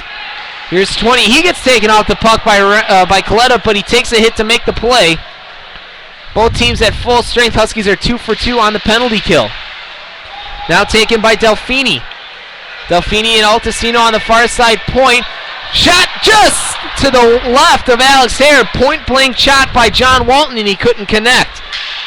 Taken by Nordwell, and that one pops up into the Huskies bench. 9:46 left in the period. 2-2 your score. Huskies looking to regain that lead after they gave it away just about a minute or so after they scored. Yeah, Skimeka and Herlin got caught there at the blue line, and number 7, John Walton, like you said, he ended up getting through, and really a point-blank shot. Yeah. And he couldn't beat Alex Hare. He went way too wide, and Alex Hare, luckily, didn't have to worry about that. Shot just goes off the blocker of Hare off Altacino's stick. Taken by Rosinski. Rosinski for Skimeka, now for Sukel, and he gets taken off the puck. Shot in and out of the glove of Alex Hare. Here comes Nick Leon. Nick Leon with Tyler Sukel in a 2-on-1. Sukel drop pass, Leon shot, saved by Lambert, helter-skelter, the puck just goes wide of Lambert. Tic-tac-toe pass play with Rosinski, Sukel, and Leon, and Herlin controls. Here's the shot, that one tips wide by Sukel. Or excuse me, by Leon, and it's been chance after chance for the Huskies. As Herlin has a few choice words for Delfini before he goes off for a change. Fan pass there by Skimeka, but he controls out through center ice now into the Illini zone. Skimeka, defenseman, up on the play, looking for a centering pass. Here's Justin Rosinski. Rosinski fights his way to the high slot, takes a slash, but controls. Now down for Leon. For Rosinski in all alone, found that soft little slot in behind the defense, and they couldn't connect. And finally, the Illini control out through center ice. Taken by big number 55, Nick Saul dumps it into the glove of Alex Hare. He holds. 8:19 left in period number 2. What's some big back and forth action there? And what NIU is really figuring out here in the second period is that slot has been open pretty much all game, and they're really starting to use it now in the second period, and they've gotten a couple really good chances here against Lambert, and so far they only got 1 goal out of it, but a couple times they could have got a couple more. Here's Chris Urbanek. Illini win the faceoff. Urbanek dumps it into the far side corner boards, now taken there by Matt Crook. Crook back for Urbanek. He holds the puck in at the point as Pounds makes a block. Here comes Pounds out through center ice. The Huskies have an odd man advantage, but the Illini do a good job of forechecking. Shot saved by Lambert. Where is it? It's underneath them. Whistle blows. And Lambert again making big saves at key times, as it was number 81 Gorsica looking for the second chance opportunity. The Huskies can't convert 2-2 the score. Yeah, Gorsica again going in the slot there, backhand shot, but Lambert has turned away a lot of good shots here by NIU, keeping the University of Illinois in the game. Taken by the Illini, Matt Crook through center ice, but he's taken off by Troy Hickey. Hickey now Urbanek for Remley. Remley fights his way to the front of the net, and he gets taken off the puck. And Lambert covers up, and you see Garcia looking again for a rebound, has a little poke into the glove of Lambert. Whistle blows. 7:35 left in period number 2. 2-2 the score. We are seeing why Nick Remley, fans and us are seeing why Nick Remley has been the captain the last couple of years, is because he really can do it all on the ice. He can score, he can forecheck. He's kind of like a Jonathan Tays for them. He's really been great this year so far. Taken for John Walton. Walton off the boards now for Rogowski. He gets it just as far as center ice. Now Rogowski back through neutral ice into the Husky zone. The shot blocked away by Hare to the far side corner boards. Taken by Sirs. Now given to Matt Crook, who swings it around to the near side half boards, where the Huskies trying to clear the zone. They can't do it, and finally they do. Or no, they don't. Can't make up my mind what they do.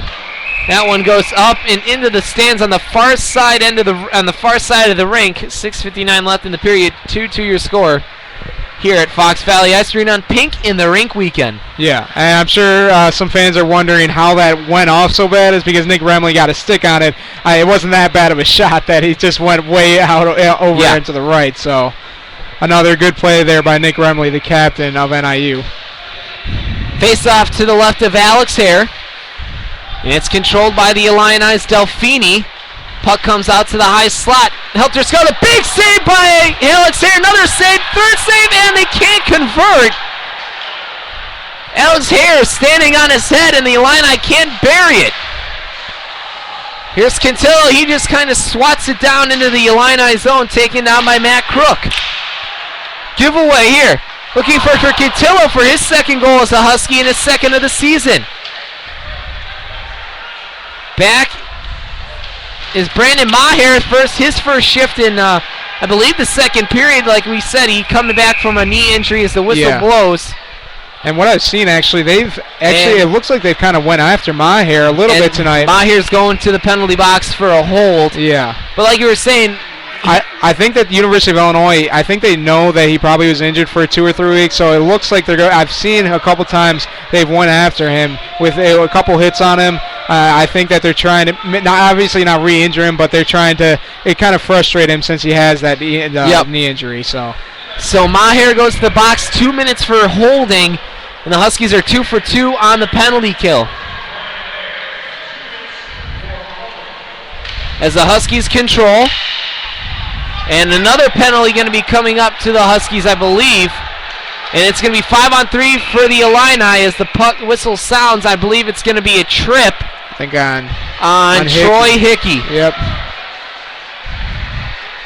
So a trip on Hickey, and this is the Huskies' first 5-on-3 of the game where they need to kill this off for 1 minute and 45 seconds. Yeah, and you hate this kind of situation because 5-on-3s are always tough to stop.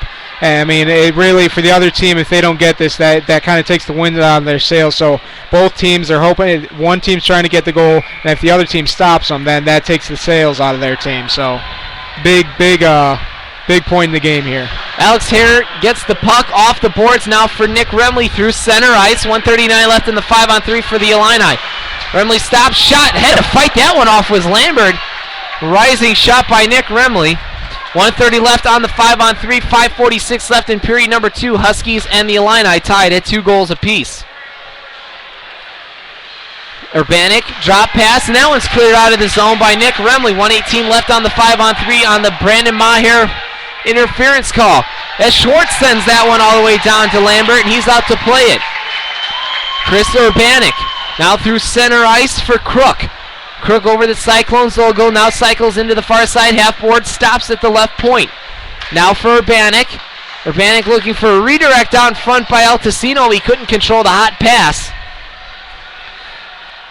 And Altacino now for Crook with the shot. That one gets blocked out. 25 with the shot goes wide of Alex Hare. And the puck can't find an Illini, and the puck goes out through center ice. 38 left on the 5-on-3 as Rosinski with the good forecheck. Now for Schwartz, and he dumps it back in. 30 left on the 5-on-3, 4:46 left on the period. 2-2 the score. Altacino, far side half board, stops. Cross-ice pass for Sikowski. Sikowski with a shot, blockered away by Alex Hare nicely as Ron Coletta controls it, clears the puck. 14 left on the 5-on-3, 10 seconds left, and Lambert's out to control for John Walton. John Walton up through center ice, now gives it over to Delfini. And the Huskies kill off the Brandon Maher interference calls. He gets out on the ice to make it a 5-on-4 for another 10 seconds. Stetzinger, Delfini, and Altacino all battle on the far side corner boards. And finally Maher clears it. And the Huskies kill off 1 minute and 48 seconds of 5-on-3 power play. 3:57 left on the period as Sukel's on the ice with Maher, and Sukel takes it away. Looking for Maher backdoor, can't take it. Ron Coletta can't control. He has that one tipped out in front, now controlled by Sukel at the left point. Skates down to the near side half boards, now into the corner. Taken by Hickey. Hickey has that one taken away, and the puck goes out and not out as it's nicely kept in by Ron Coletta. Here's the Illini's 27, Crook, and he gets it out to center ice, now taken by Altesino. 3:20 left in the period. Huskies and Illini tied at 2 apiece, with the Huskies just killing off a big 5-on-3 penalty kill for 1 minute and 48 seconds. Bach now for Greenberg, near side neutral ice. Greenberg looking for Boris, couldn't find him, and it's taken away by Matt Reich. Reich has the puck near side boards, now gives over for Pagozzi into the breadbasket of Harry, he covers up. 2:56 left in the period. Both teams tied at 2 goals apiece. Well, back to that penalty kill. I mean, that was probably the best penalty kill of the year under the circumstances. Yep. And really, it tied 2-2, 5-on-3. Just probably the best penalty kill so far this year, and it's been working great all year. Face-off can be to the left of Alex Hare with number 13 Matt Wright taking the face-off with Sukel. With Joe Boris, the second line center there. He wins the face-off. Here's Rob Bach, just gets the puck over the Cyclones logo at center ice. Puck gets chipped back in by the Illini. Now back to center ice as the Huskies dump it in behind Lambert into the Illini zone. Urbanic can't handle the pass. Now Pagozzi can't handle it. Number 20 can't handle it. Now taken away by Reich. Reich through neutral ice, backhands it in and goes off for a change as Troy Hurlin's back to receive the puck. 2:22 left in period 2. Huskies and Illini tied at 2. Tried to do my best 3:33, but it wasn't 3-3, so I did my best with what I had there. Greenberg with a shot from the point. That one goes wide on Lambert, blocker's side. Puck gets dumped in by LJ. Huskies go for a quick change as the top line's out there with Sukel, Leon, and Rosinski. Now for Leon looking for Rosinski. He finally does, and the puck just goes behind Lambert. 1:53 left in the period. Still 2-2 your score. Taken by Rogowski. He loses the puck at center ice. Now Urbanic looks to control, and it gets deflected into the Illini bench. Whistle blows, face-off in the neutral ice. 1:43 left in the period. 2-2 the score. Yeah, trying to do a little Pat Foley there. People didn't know. We were probably our biggest influence. Our biggest influence is Eddie Pat Foley, because we always try to kind of. And I would have to say Doc Emmerich. Yeah, too. Doc Emmerich, he's great, because for me, he keeps you interested no matter who's playing. He's a hockey encyclopedia. He really is. As the offsides is going to be the call, it's Delfini and Rosinski are getting into it. You don't see Rosinski really. Yeah, he's more your star. You don't really see your stars getting into it like that. As there's a player down on the ice. That's Kevin Schwartz on the near side boards. I think Rosinski was stepping up for his teammate. I didn't see what happened to Big Schwartz. Yeah. I'm thinking he must have got hit into the boards. See what happens here with Schwartzy. The trainer's out to look at him. He's on all fours on his knees and hands. You're hoping that he's okay, because NIU cannot afford to really lose another defenseman for the next week or two. And there he's back up under his own power. I think he was just kind of shaken up. Yeah, probably the wind knocked out of him. I would not be surprised if Coach Raporto gives his big defenseman a little bit of a break here. Yeah, definitely for the rest of the period. Probably did not let him go back in for the period. So Schwartz is okay. Face-off going to be a neutral ice in the near side in the neutral zone between the Kane County logo and the Huskies logo. It's going to be Altesino and Rosinski, the two guys that were kind of jawing after the hit. Taken by Walton, dumped in. Here's Troy Hickey trying to go cross ice, and the puck gets dumped back in Husky zone where it's controlled by number 9, Troy Hickey, the former Arizona State University Sun Devil. Altesino can't have it as Rosinski tied his stick up. I believe that's going to go down far enough for icing. Whistle blows as Sukel was trying to avoid or to negate the icing. 1:12 left in the period, 2-2 your score. And in case we didn't get to tell you guys, in case you guys are soccer fans, I'm not sure if we did tell them. Go ahead. If we didn't tell you that USA tied 2-2 versus Scotland today. They were up 2-0 with about 5 minutes left, and they end up letting them tie. They're already in the World Cup, but just in case you guys are wondering. But just like hockey, you want to have that momentum going into those big tournaments. Yeah. Huskies come out through center ice. Here's Joe Boris looking for Rosinski. Rosinski with a shot for Perlin. Puck is loose. Lambert just snow angels around. And Leon's going to get a penalty, I believe. A lot of pushing and shoving after the fact with 50 seconds left in the period. Rosinski's going to go to the box. And you see that Delfino was in the mix there again. He's kind of getting underneath the skin of a couple NIU players here, which you can't let. You got to keep your cool. I understand that Delfino, he's getting underneath your skin, but you got to keep your cool for the rest of the game. You can't be getting dumb penalties like that. So Leon's going to go to the box. So it's going to be a roughing call on Leon. This will be the 5th power play for the Illini with 19:10 left in period number 2. And so far, all the penalties... at 19:10 of period number 2. Yeah. 50 seconds left. Yeah, and so far there's been penalties by each different player on NIU. No 2 penalties yet. That's one thing we'll have to talk to Coach about, because the Illini have only taken 1 penalty, and the Huskies have taken 5. Yeah. Urbanik with a shot, he scores. Urbanik with a shot from the right point, found its way to the far side bar, and the Huskies let in a power play goal. Urbanik, and with 35 seconds left in the period, the Huskies trail 3-2. Yeah, really the first, I think, power play goal that NIU has given up in about 3 weeks. I think they were 100% last week and 100% 2 weekends ago. This is their first power play goal that they've given up in a while. So that was a big goal there for University of Illinois. And you got to hope that NIU, there's about 35 seconds left, come out in the third period, just go helter-skelter and go hard to the paint. Here's Stetzinger. Now taken by the Illini. Backhanded into the zone by number 27, Crook. Finally controlled by the Illini out through center ice. Here's Ron Coletta. Coletta dumps it in on Lambert. 15 left in the period. Puck slapped around by number 15, Rogowski, but kept in there by Stetzinger.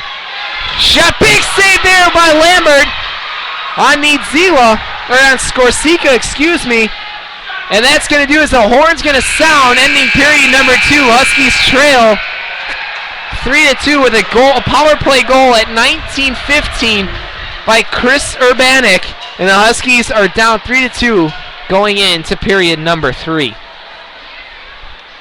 Well, so far, I think NIU, they got to cut down on the penalties. Like you said, there's been 5 on them, only 1 on the University of Illinois. Illinois is keeping their discipline. Huskies got to do better on those. And I know that they're great on the penalty kill, but you can only do it for so long. So you got to do better on that, and you got to come out here in the third period. Since you're down a goal, you got to come out in the third period. You got to going just guns a-blazing and keep going. You got to go hard in the third period. Well, we'll talk about what the Huskies have to do to get a W here on the Friday night edition of Pink in the Rink. We'll go through the NHL scoreboard, the AHL scoreboard.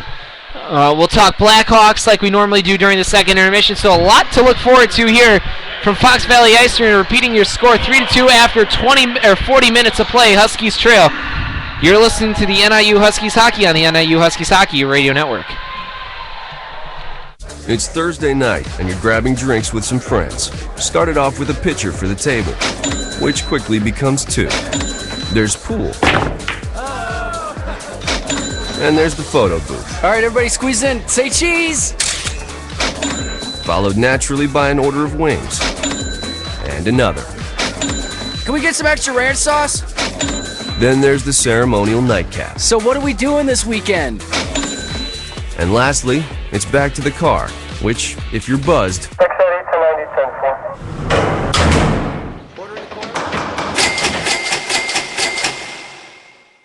could be the most expensive night of your life. Getting pulled over for buzz driving could cost you around $10,000 in fines, legal fees, and increased insurance rates. Nothing kills a buzz like getting pulled over for buzz driving, because buzz driving is drunk driving. Brought to you by the National Highway Traffic Safety Administration and the Ad Council. Over here at jamsonair.com, we play anything and everything. You might hear...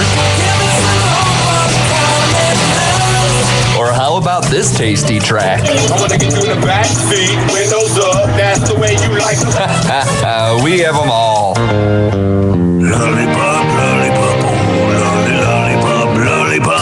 Well, maybe not that. JamsOnAir.com. Radio when you want it. We know balancing family, friends, work, and free time keeps you busy. We want to help you start your day off right. Whether you're visiting for business or for pleasure, you'll always get a clean and fresh Hampton bed. Free high-speed internet access, free hot breakfast served daily with fresh baked waffles and hearty oatmeal with toppings, friendly, helpful service, and much more. For one rate. Guaranteed. If you're not satisfied, we don't expect you to pay. That's our commitment and your guarantee. That's 100% Hampton. Go to HamptonInn.com to find the nearest location. Hampton Inn and Suites, the official hotel of NIU Hockey.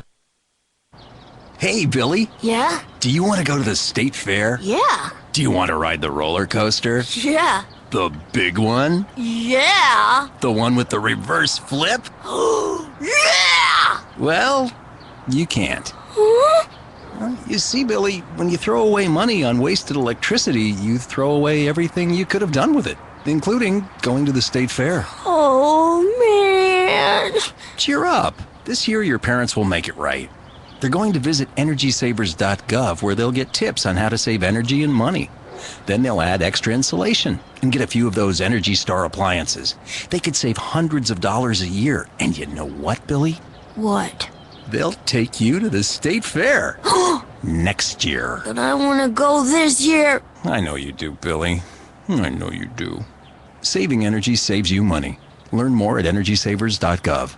Brought to you by the U.S. Department of Energy and the Ad Council. Have you always wanted to be on radio or television? Don't lie to yourself, of course you have. That means that you need to come to the Illinois Center for Broadcasting. At ICB, you'll learn everything you need to know. Hands-on training in audio programming, video editing, and much, much more. Financial assistance is available for those who qualify, so you've got no excuse. Go online to beonair.com or call 630-916-1700 for more information. The Illinois Center for Broadcasting, where your career begins.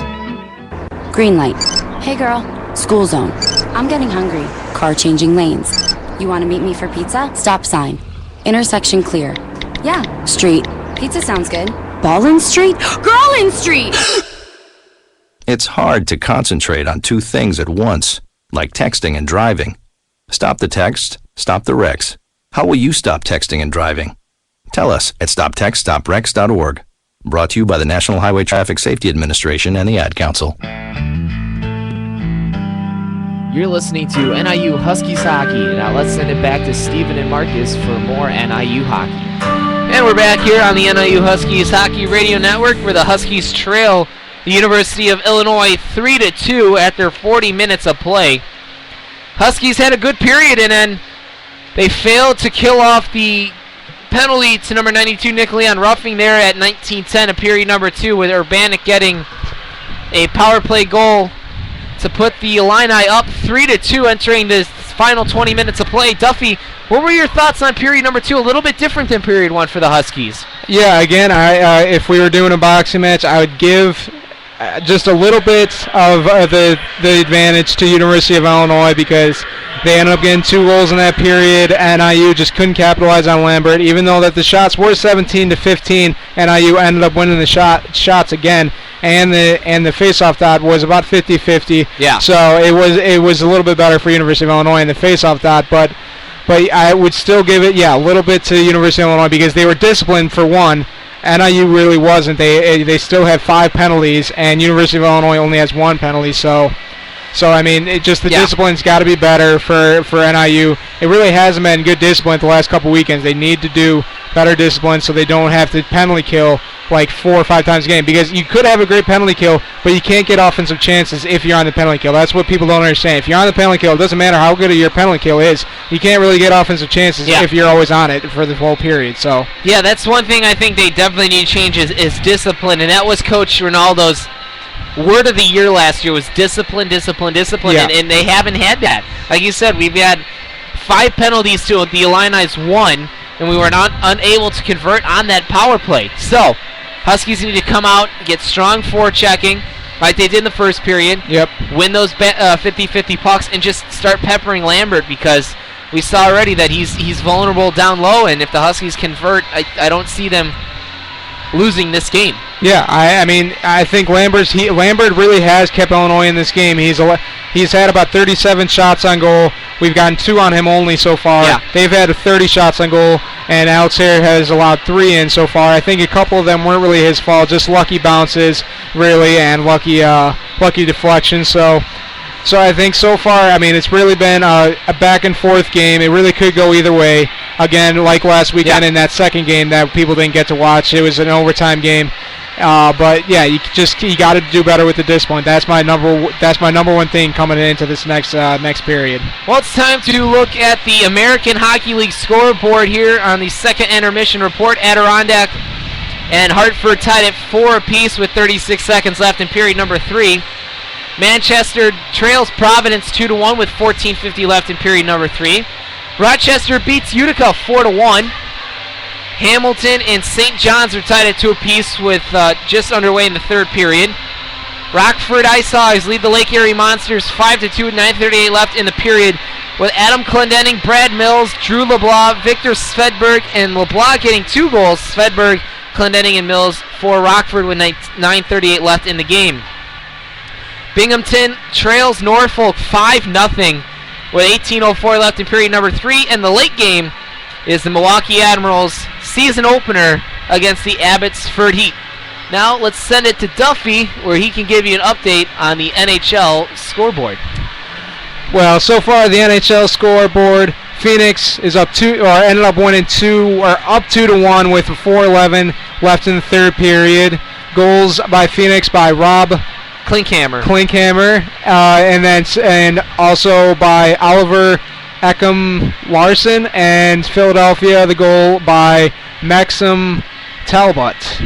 And then Los Angeles and Carolina are tied 1-1 in overtime right now. Carolina by goals by Jeff Skinner for the first goal, and LA Dwight King for the goal there, and the goalies are Jonathan Quick and Cam Ward.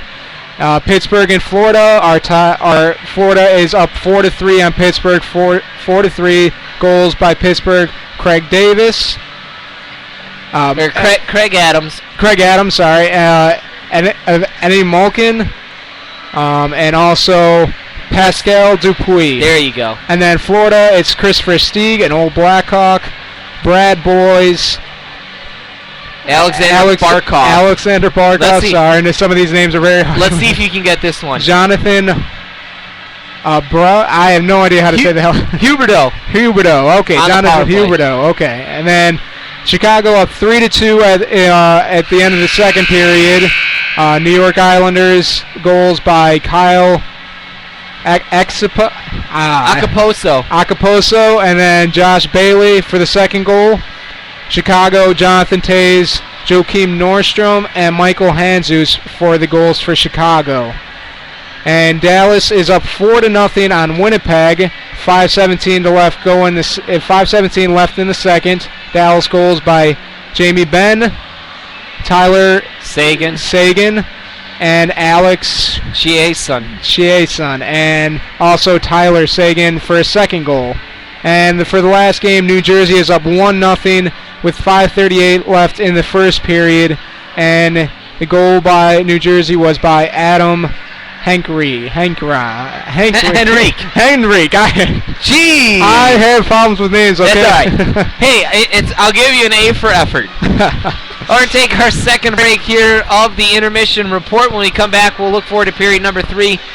And we'll talk to Duffy, see what the Huskies can do to pull out a victory, trailing 3-2. You're listening to the second intermission report here on the NIU Huskies Hockey Radio Network. When I grow up, I want to be a new pair of blue jeans. When I grow up, I want to be a kid's first computer. I want to be a warm place on a cold day. I want to be a football stadium. I want to be a bike that races around the country. I want to be a bench on a forest trail. When I grow up, I don't want to be a piece of garbage. And if you recycle me, I won't be. Give your garbage another life. Recycle. Learn how at iwanttoberecycled.org. Brought to you by Keep America Beautiful and the Ad Council.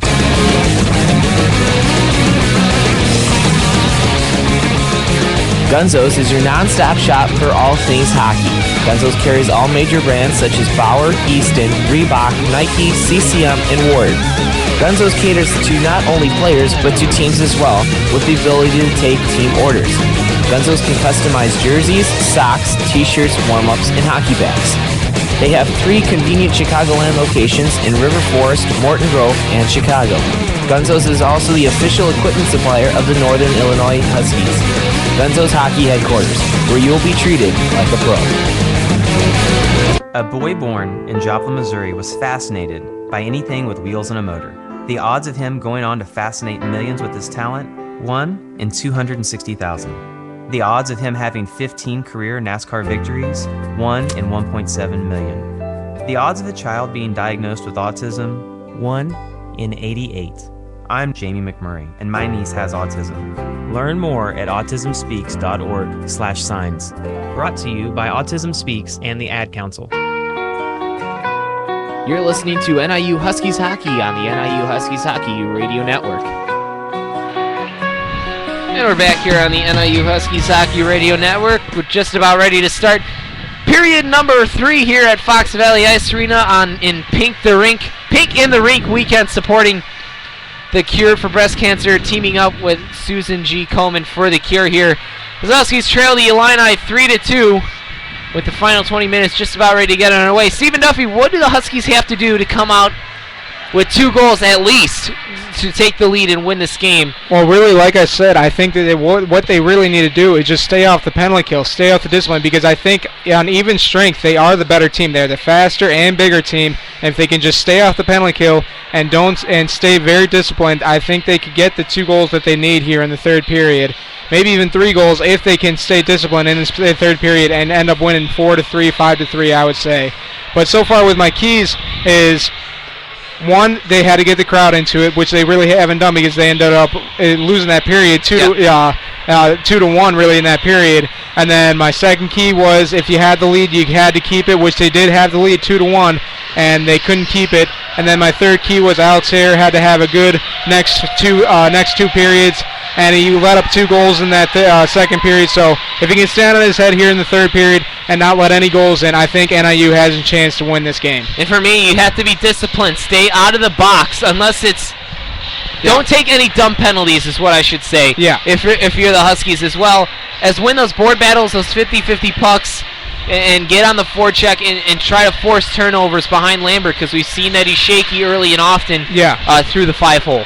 Yeah, and you got to expect that probably from Nick Remley. I mean, he's really been doing a great forecheck today. Yep. He's kept it in their offensive zone a lot. He's had a couple of chances because of that forecheck of his, and he's really been great on the penalty kill. He wasn't out there when they got the power play goal, so he's been kind of my number 1 NIU player so far. Even though that Rosiski and Leon got their goals, I would say Remley has been doing the little things all game, and I would say he's so far been the number 1 player for NIU. Yeah, I think Remley's had a really nice game. Schwartz has played very well. Yeah. Sukel and Leon, their puck has been finding their sticks quite often here, like it has all season long. Tyler Sukel, 5 goals, 2 assists for 7 points. Leon, 5 goals, 3 assists, 8 points. And Rosinski, 8 goals, 4 assists, 12 points. So that line has 19, has 27 points between the 3. Well, like I said in the beginning of the game and after they scored their first goal, that first line has kind of been the bread and butter of NIU. I mean, they really have been the scoring line of this team, and they've really been great because you got basically two unbelievable star snipers on that line of Rosinski and Leon, and Sukel's a great passer. He's kind of their playmaker, and so far that line has really been gelling together very well this season. So you got to expect that the rest of the season from that line. We're underway. We're just about ready to get underway here in period number 3 as the Huskies look to come from behind and win their 3rd straight home game to start the season as Joe Boris takes his man Altacino off the puck. Puck bounces back into the Illini zone near side half boards. Puck gets flung up and off the glass back into the Husky zone. Taken by Kevin Schwartz. Good to see him back. Yep. With Rob Bach and Mark Greenberg on the ice, and Joe Boris and Troy Hickey. Puck goes back and forth between the blue lines. Handout's taken by Delfini. Delfini backhands it to the point now for Nordwell. Nordwell sends it back in behind Alex Ayer. It's taken by Kevin Schwartz. Schwartz has his pass picked off by Delfini with a shot patted away down by Alex Ayer to the near side corner boards. Robbach off the glass. And I don't believe that's going to be icing. It's not. And John Walton's there to control.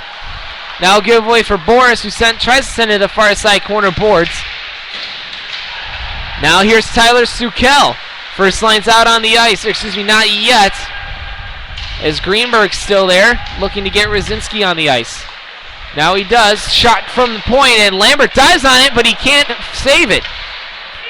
Taken there by Coletta, and they send it into the near side corner boards. The referee was about to blow that one dead, but he saw that it was still free. Puck goes into the far side half board. Shot, Rosinski fans on the shot, and finally taken by the Illini's number 55, Nick Saul. Saul gives it over for Walton, and he gets rubbed off the puck but regains possession. Puck comes out to the near side point. Here's the Illini shot. Big save there by Alex Ayer on Matt Crook. Here's Rosinski, and he gets the puck just as far as the blue line, and the Illini come back in. Now taken by Tyler Sukel. Sukel behind Hare, off the glass, and not out, and still not out, and finally it goes here by Nick Leon. Leon, Sukel, and Rosinski up on the rush. Leon looking for Sukel, but a good stick there by Spencer Elliott to break up the pass attempt. Puck gets dumped in behind Alex Ayer. He stops it and controls for LJ Skimeka. Skimeka is bothered off the puck. Still controls in his zone. Loses an edge and falls down. And the Illini take the puck and dump it through center ice into the Husky zone. Herlin over for Pounds. And the puck gets into the zone. Here's number 20. He sends it around the boards. Now taken by Pagozzi. Pagozzi along with Ruck there battle on the near side boards with Pounds and Herlin. Finally, Pagozzi wins the puck and backhands it out to center ice. 17 minutes left in period number 3. Huskies down 3-2, looking for the comeback. Taken by the Illini over the King County logo and through center ice is Marcelo Delfino, and he finds the shot. And it goes off the left pad of Alex Ayer to the far side corner boards. So far, here's Duffy's player of the game. Nick Remley gives it over for Pounds. Now for Gorsica.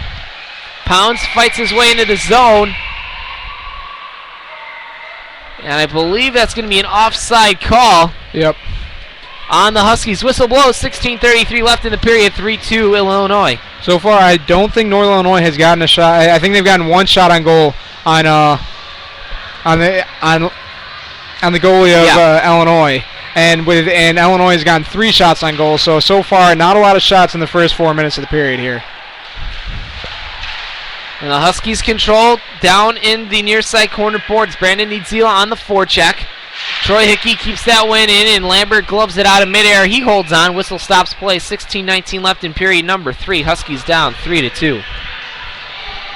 Face-off will be to the right of Lambert. Yeah, and I think the big thing here in the third period, I think the defensive guys, I think they need to be pinching a little bit more since you're down a goal. You got to be a little bit more offensive-minded for the defense here in this period because you're trying to get that tying goal and winning goal. Face-off won by the Huskies, controlled here by Niedzila. The shot, just tried to roof it. Didn't Niedzila over the glove of Lambert, couldn't control. Now the Illini come out through center ice.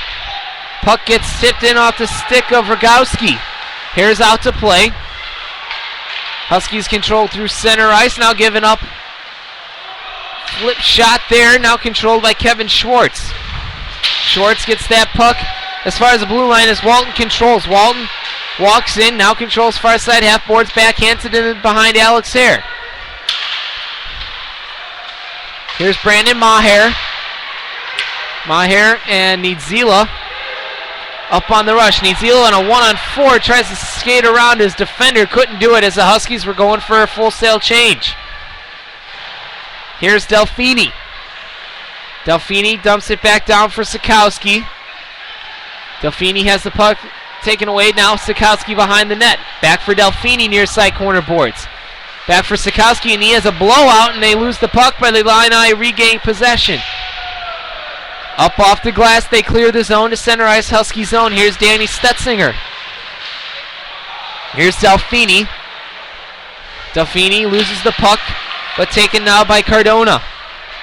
Delfini and Coletta battle in the far side corner boards, now behind Alex Hare.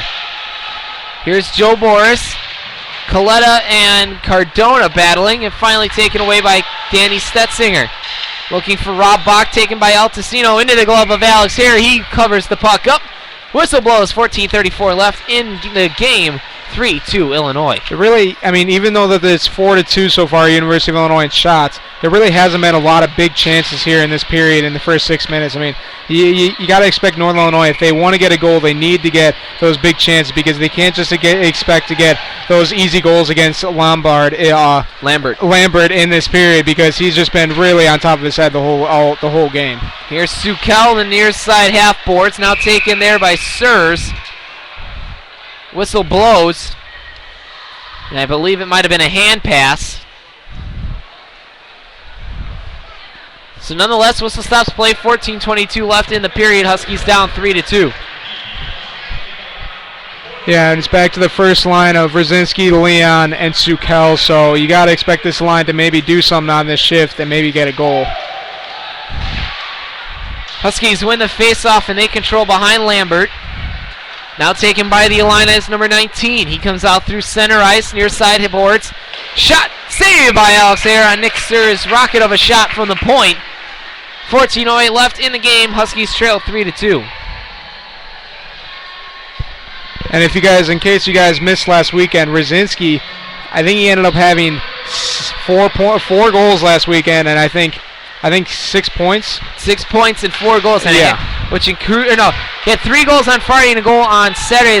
Speaking of, Brzezinski comes into the offensive zone, drops it for Sukel for Brzezinski, and there were 3 Illini players there to break off that pass attempt.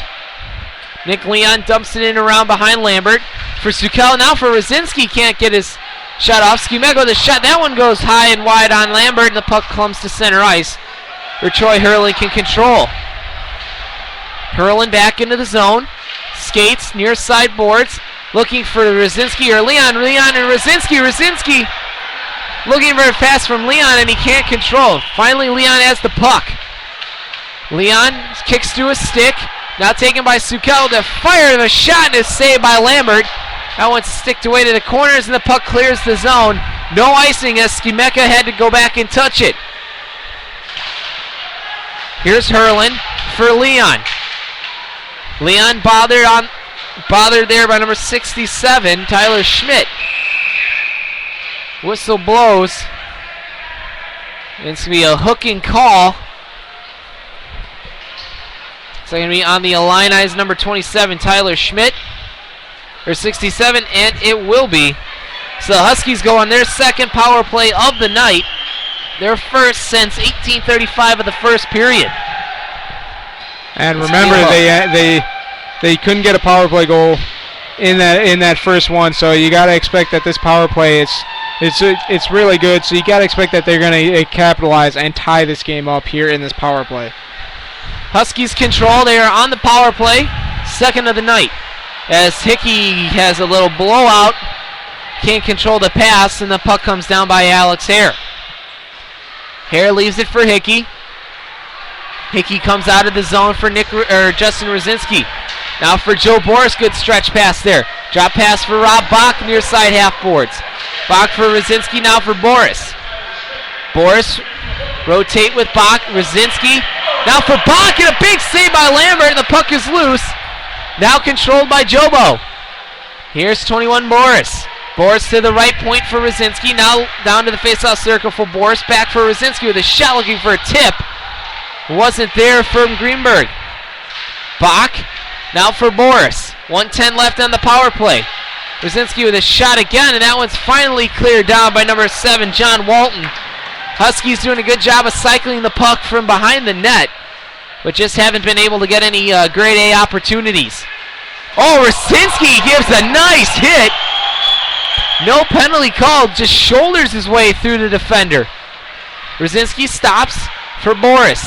Boris looking for the pass, and that one's cleared out of the zone by the Illini. 40 left on the power play. 11:36 left in period number 3. Puck gets dumped in behind Lambert. Greenberg and Bach on the forecheck. Bach wins the puck race. Bach stops, gets taken down, but remains in possession. Puck comes out in front of the blue paint, and the Huskies have to regroup. 17 left on the power play.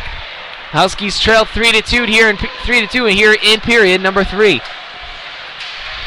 Here's Troy Hurlin. Hurlin inside the zone, looking for a shot. Actually stops, skates all the way around the net for Lambert. Far side half boards.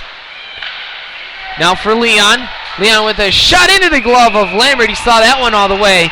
Remley trying to create a screen, and both teams are at full strength. Huskies 0 for 2 on the power play. And Brzezinski back to that, getting to the offensive zone. He's not just showing that he has speed and skills. He was really showing that he can hit some people too, because he just kind of forearmed the guy and he got out of it. It's almost like a stiff arm. Yeah, it was almost like he was a running back, and he's just like, all right, just get out of my way. I'm going to go to the goal. Here come the Illini through center ice. It's taken by Nick Pagozzi. As Alex Hare plays the puck for Nick Leon. Leon, nice pass to Nick Remley, and Tyler Sukel's up with him. Remley, drop pass for Sukel. He can't control. As Pagozzi, number 20, were there to wrap him up. Looks like a little bit of line juggling here. The first line with Remley out there with Sukel and Leon. Here's LJ Skimeka. Near side corner boards, drop pass for Remley. Remley fights his way into, it looked like he was fighting his way into the front of the net. Hickey up on the play, can't control the hot pass. Penalty coming up, I believe, on the Illini. And it's going to be a hold. I think it's going to be Troy Hickey. Nope, no penalty. Yeah, it's going to be on the Illini holding. Yeah, you're right. I thought he was going to go get him too. Yeah, I thought that they were going to take Troy Hickey, but. So the Huskies will go right back on the power play. Holding call on Kit Pagozzi here in period number 3. This will be the third power play for the Huskies yet to convert, with 9:55 gone in period number 3. And you see that they like to have Brzezinski back on the defensive side on the power play. So they have Hickey and Brzezinski on the defensive side of the power play. Here's Justin Brzezinski Troy Hickey tried to hit Justin Brzezinski, couldn't do it, and the Huskies have to regroup. Hickey, far side point for Joe Boris. He fights his way into the zone, looking for a pass, and they couldn't control. Troy Hickey over the Molson Canadian logo. Far side point for Bach. Now for Boris. Back for Bach. Looking for a shooting lane. Finally Bach shoots. Big save for Brzezinski. Looking for a rebound. Couldn't bury it. As Bach keeps it in, and finally the Illini clear with 1:15 left in the power play. 9:18 left in period number 3. Brzezinski just missed a big opportunity there to tie it. Net was wide open on the near side for Brzezinski. Just couldn't get his full blade on it.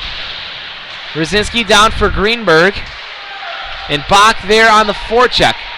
Now for Brzezinski. Sliding save there by the Illini, and the puck is going to squeak its way out to center ice. 50 left on the power play. Huskies looking to convert their first power play of the night. Here's Rob Bach skating into the zone, but the puck is cleared just as soon as he gets into the zone by the Illini. 40 left on the power play, 8:42 left in period number 3. Take it off the puck was John Walton, and the Huskies control. Rob Bach with a big shot right in front of Lambert, and he makes the save. 8:31 left in period number 3. 3-2 the score. Again, NIU is trying to go to that in that slot, and he almost had a goal there. Rob Bach tried to go 5-hole, like you were saying that you got to do against Illinois, but you just couldn't get it there on that goal. And 27 seconds here left on the power play. Let's see if they can get a goal, their first goal of the power play of this game. Here's Ron Coletta from the point. Shot pad! Saved by Lambert. As Coletta got that puck all the way through the screen. And Lambert was up to the task with that right pad. Here's Troy Hurlin for Nick Remley. Or for Nick Leon, excuse me. Leon centering pass for Sukeli, couldn't find the handle.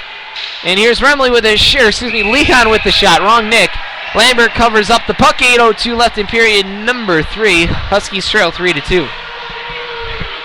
And again, another decent power play there, but just can't capitalize on the power play. And so far, they're 0 for 3 now in the game, and Illinois is 1 for 5 in their power play. So Illinois did make a power play goal, so they did capitalize on one of their power plays. Here's Nick Remley in the face-off circle. And the Illini win the puck. Both teams at full strength. Huskies are 0 for 3 on the power play tonight, with the Illini 1 for 5. Here's Nick Remley coming back with Nick Leon. He finds his new line mate. Leon fights his way, shoots, score! Nick Leon with a great pass from Nick Remley. Fights his way to the net, and we're tied at 3 apiece. And the second goal for Nick Leon, and again, my player of the game so far, Nick Remley, an assist there, and so far he's having a great game. Nick Leon has the second goal of the game, and a big goal there, tying it up 3-3 with 7:41 left in the period. Nick Leon basically just did what Rosinski did in the first period. Just fought his way to the goal and went 5-0 on Illinois, and ended up getting another goal on the 5-0. I think all 3 goals have been in the 5-0. Yep. So the Huskies find a way to tie it after they were on the power play. 3 full-strength goals, 2 from Leon and 1 for Rosinski. Here comes Niedzila into the zone. Huskies control. Here's Troy Hurlin. Sends the puck in on Lambert. And Kevin Schwartz and Nick Remley getting the assist there on the goal. Here's Nick Sears. Finally taken by Cantillo. We haven't seen Cantillo a lot in this game. Yeah. Now taken by Danny Stetzinger. I might have to ask, I think Mike Raporto will be up here for a post-game interview tonight, since he hasn't been with us. Here's Danny Stetzinger with a shot. That one goes off the side of the net. I like to see the defenseman up on the play, looking to get different scoring, different looks up on the full strength. Here's the Huskies. Through center ice, finds Mark Greenberg. Greenberg and Maher with Niedzila. Maher looking for his first goal. He just fans on the shot attempt. Troy Hickey keeps it in on the point. Skates in. Dumps it behind Lambert. Stuff attempt there. And the Illini take over. Taken by Ron Coletas. Niedzila was the one on the stuff attempt. Here comes Mark Greenberg with Bach and Boris. Boris with a shot glove save by Lambert. Second great glove save made by that goaltender tonight to keep his team tied at 3 goals apiece on Leon's second of the night. 16:09 left in the game. Yeah, it's not Lambert's glove that's really failing him. It's really the 5-0. Like we've been saying, all 3 goals have been in the 5-0. His glove has been great today. He's made, like you said, a couple great saves from the glove. The Illini come out through center ice. They dump it in behind the net. That was number 15, Rogowski. Hare's out to play it. Finally, puck comes out to center ice. And that pass was picked off. Greenberg looking for Boris. Now here's Hickey. Hickey gets taken down, but no call is made. So Ron Coletta fights his way through a check, and the puck comes back into the Husky zone as the Illini go for full sail changes. Taken by the former Sun Devil, Troy Hickey, given over to Bach, and that one gets off of Greenberg and into the offensive zone. Now taken by Spencer Elliott, and that one goes into the Illini bench. 5:24 left in the period. Huskies and the Illini tied at 3 goals apiece. And so far, the Illini only have 5 shots on goal. Again, I think it's because we've been on the power play for most of this third period, so they really haven't had a lot of big chances. Only 5 shots on goal for them. I think about 12 for us, maybe 14 for us, actually. 14 shots to 5, so far we're beating them big time in the third periods in shots. Just a quick NHL update here. Scott Hartnell and Vinny LeCavier leave with injuries for the Flyers in a 2-1 loss, so big loss for the Flyers, who are already struggling as they had fired their head coach earlier in the week. Here's the giveaway. Good shot. Saved by Alex Harris. Goes right through his 5-hole.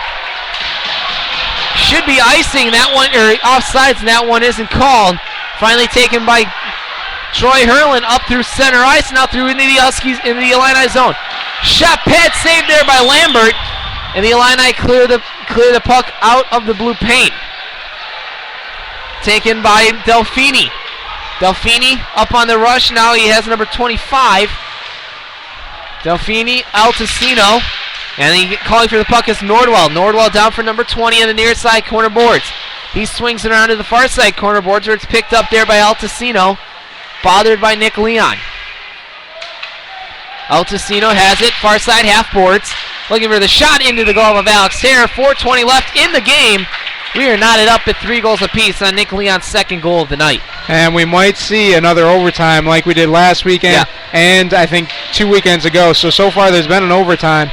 Not 3 weekends ago there was an overtime again. So Missouri State, and so there's been an overtime except for University of Missouri and every weekend. So 1 overtime game in 3 of the first 4 weekends. Yeah, yep. We rejoin the play. Huskies battling for the puck down low, taken now by Troy Hickey. And the puck gets cleared out into center ice over the Fox Valley logos. Nick Remley's in on the forecheck. Gorsica has to send that one in. And the Huskies regroup. Illini take the puck from behind the net. Taken by number 39. He sends it in on Alex here. He has to be careful. Sticks away to the near side half boards. Here's Stetzinger now for Nick Remley. Remley, the home captain.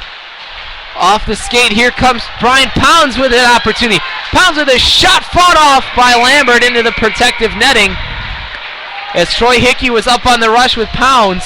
3:31 left in the period, and I like how Hickey saw the open ice and took it as a defenseman. Yeah, and you gotta love that. Like I said, if you're tied or you're down a couple goals or down a goal, you gotta expect your defense in the third period to come up on the offensive zone, pinch a little bit more.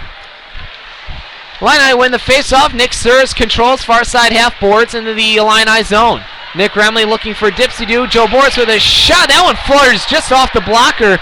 Lambert didn't think he saw that one all the way in front of the traffic. Puck gets dumped in around, now taken by Sikowski. Sikowski near side half boards. Puck comes out to center ice where Troy Hurlin's there to retrieve. Sikowski peels off. Illini zone. Now gives it over to Crook. Crook dumps it in and they go for a change. As Hurlin sends that one off the boards for Big Rob Bach. Bach has a giveaway, but Ron Coletta's there to help his partner out. Here's number 25. He has the puck taken away by Mark Greenberg, but the Illini grab it back. Here's Crook into the offensive zone. Fights his way to the front of the net, but doesn't get a shot off as a poke check was taken by Alex Hare. Rob Bach slashes the stick on the puck to get it out into the offensive zone. Here's Boris Greenberg, and finally the Illini control. Taken by Delfini. Puck stays in the offensive zone as Rob Bach does a good job of keeping the puck in the zone. Ron Coletta sends that one far side, and he's going to go for a change as well as Bach, Greenberg, and Boris. Fresh legs out on the ice for the Huskies looking to win the game here in the last 2 minutes of the third period. Here's Tyler Sukel. Sukel for Rosinski, looking for Leon's hat trick. Schwartz with a shot out in front. Now taken by the Illini's number 89, Delfini. Here's Kevin Schwartz. Turns off the boards through center ice. Taken by the Illini. Out in front of Lambert. Puck comes out to number 89, Delfini.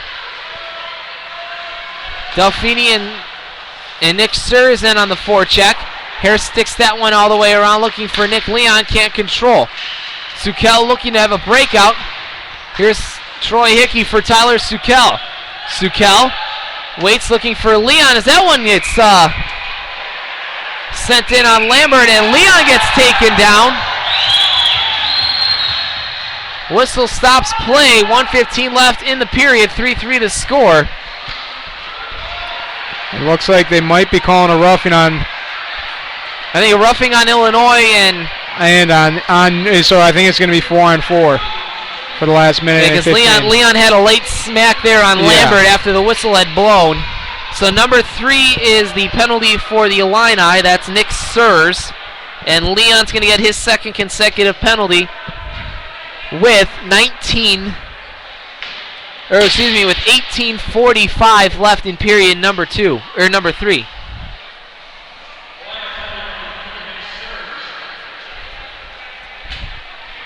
So it'll be 4-on-4 hockey for 2 minutes apiece, or for 2 minutes before we head to overtime. I'm not sure. Would it be 3-on-3 if it does go into overtime? I'm not sure about that. I think it would be. But I would think so. Yeah.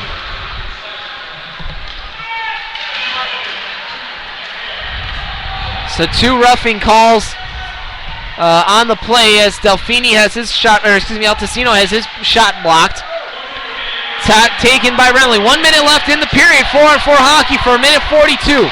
Here's Nick Remley with a shot into the pad of Lambert. He makes a save and covers it up, not giving a second chance opportunity. 50 seconds left in the game. 3-3 to score. Like I said, for me, I think Remley's having probably the best game of the season for him because he's had an assist. He's been on the power play, on the penalty kill. Really has been doing just the little things for NIU all game, and just been great for them so far. And Lambert covers it up, a little helter-skelter there out in front of him.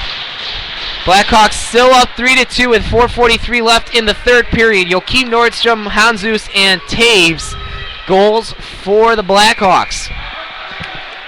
Top line out there, Rosinski, Sukel, and Herlin and Hickey, 4-on-4. Hickey sends this one in behind Lambert, 39 left in the period. Here's Tyler Sukel, finally taken away by Delfini. Delfini skates up into the zone, but nice poke check away from Sukel. Delfini controls. Here's a shot, just goes wide of Alex Hare. Had a little room there. Here's Tyler Sukel racing with the puck, 1-on-1. Takes a shot, and that one gets blocked out in front by Nordwell, and Lambert dives on the puck. Pushing and shoving again with Rosinski with 14 seconds left in the game. Yeah, Lambert doesn't want any cheap goals there. Just wanted to foul on it with about 10 seconds left, so he doesn't want any cheap goals getting by him with that much time. So we got Rosinski, Sukel, Hickey, and Herlin. I believe you'll probably have these guys finish out the period. Big face-off here to end the period because you can get an offensive play going here with about 14 seconds left for NIU. Rosinski is set, and the Illini win the face-off, but Rosinski controls. Rosinski has some room. Sukel for Rosinski! Oh, he had the net open, and here comes the Illini. Here comes Crook with a shot, backhanded just wide of Hare, and that was a bullet dodged.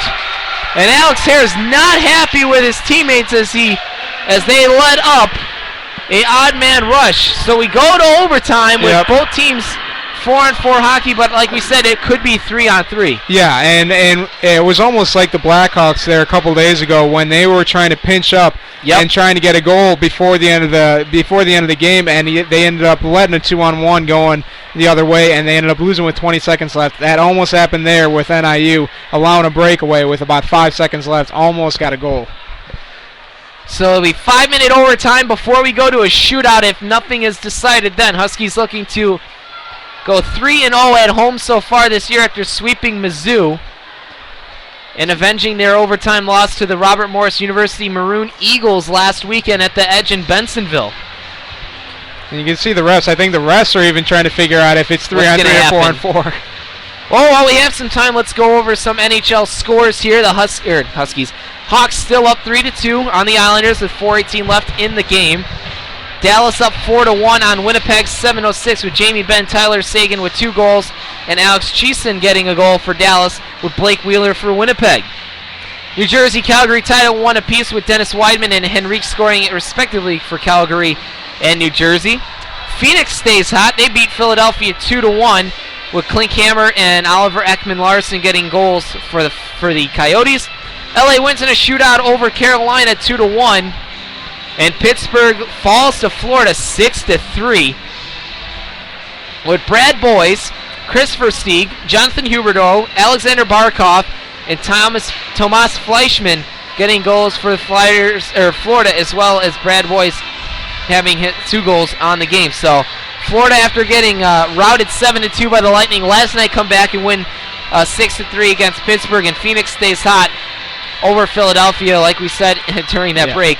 LeCavier and Scott Hartnell both out of injuries, with injuries in that game against the Flyers. So things just keep getting worse for the Philadelphia they just keep Flyers. going downhill. But this is why you're the play-by-play guy, because you are better with the names. I was having problems with names between intermission. This is your homework. I want you to go home and study all the rosters of the NHL, so then you can memorize them. Okay. I think that's what you should do. I'll try to be like Eddie O. Just try to memorize all the names of everybody of the NHL. That's a good project. And it will give you a test at the end of the season and see if you can pass it. All right, teacher. Yeah. All right, well, we still got some time as the teams are getting ready. We'll go over some of the AHL scores here. If we can get the computer to reload those scores for me. Oh, here we go. Lake Erie loses. Rockford wins 5-2 over Lake Erie. Rochester wins 4-1 over Utica. The Adirondack Phantoms lose 5-4 to Hartford in a shootout. St. John's loses 3-2 to Hamilton. Norfolk beats Binghamton 5-0. Manchester beats Providence 3-2, and the only game left with 13:54 left in the first, the Milwaukee Admirals and Abbotsford Heat are tied at 0-0.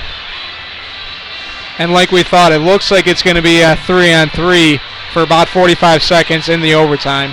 And in the overtime, unlike hockey, both sides switch, so Hare will go to the right. Yep. Huskies will move right to left, Illinois left to right.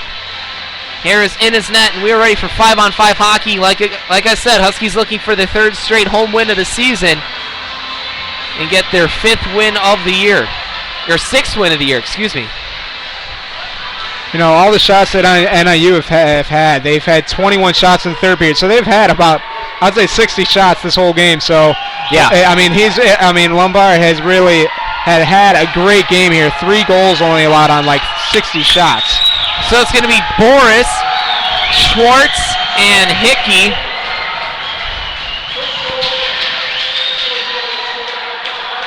For Illinois, Elise Delfini. Number 25.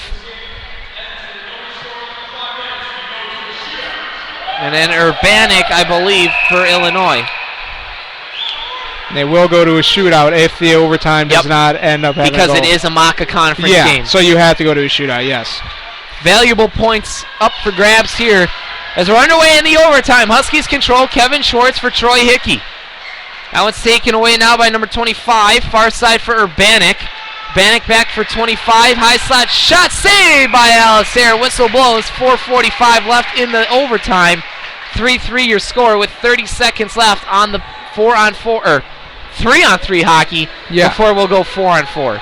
Yeah, and I didn't get a chance to tell people that Illinois had about 10 shots there in the third period, so they have about 40 shots. So it's 60-40 so far in the shots. Here come the Huskies out of the zone. Troy Hickey, Kevin Schwartz, and Joe Boris. Hickey, back for Boris behind Lambert. Boris kicks it to his stick from a skate, but taken away by Urbanik. Now Boris.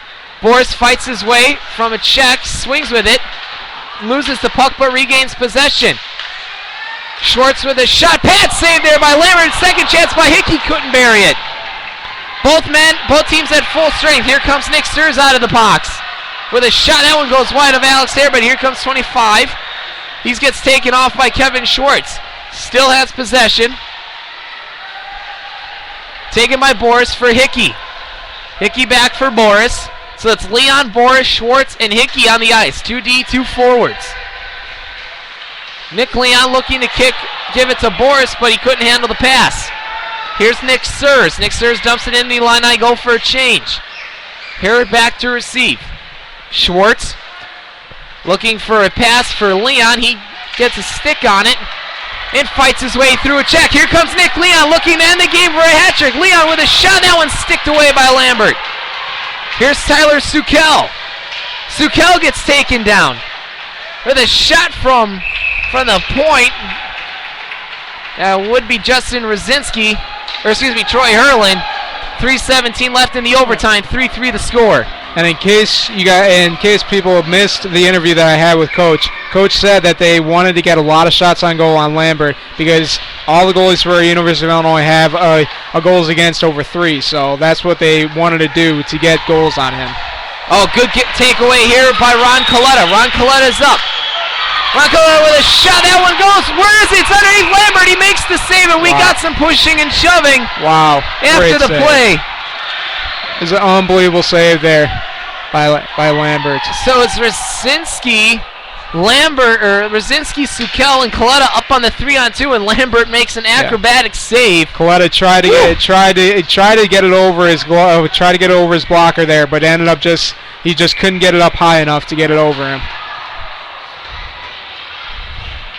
So I believe a timeout is going to be called. I think Illinois is going to take the timeout with 3:01 left in the overtime. 3-3 your score.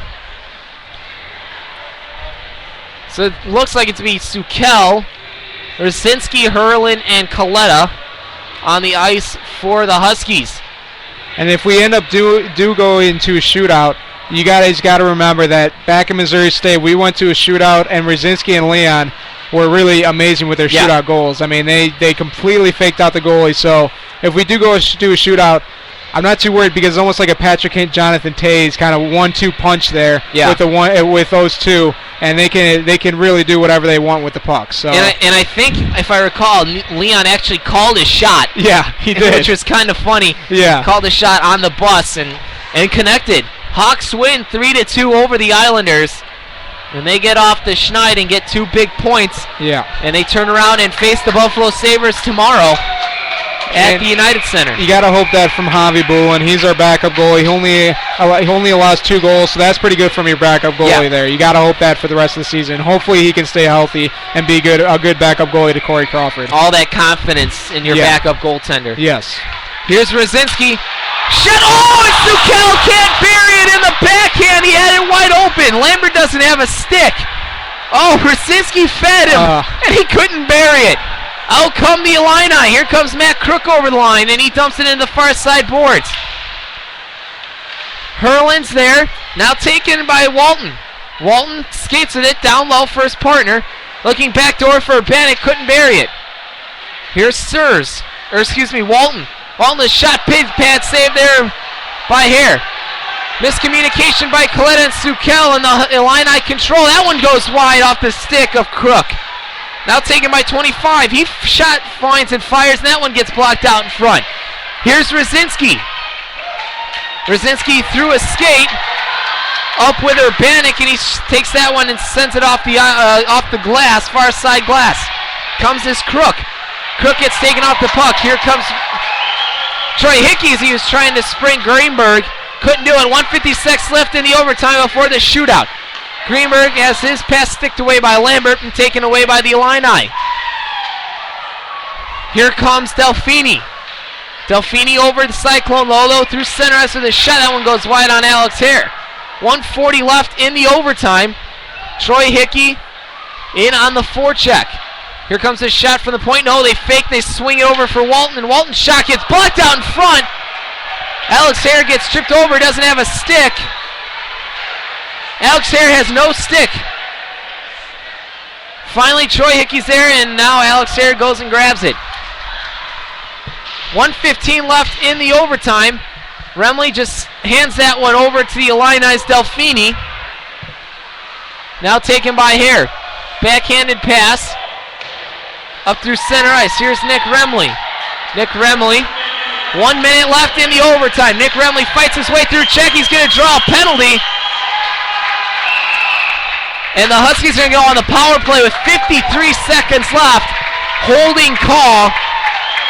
And Nick Remley ended up making that possible there by just getting past the Illinois player into the zone, and the Illinois player had nothing really to do there but take the penalty. So just another great job by Nick Remley.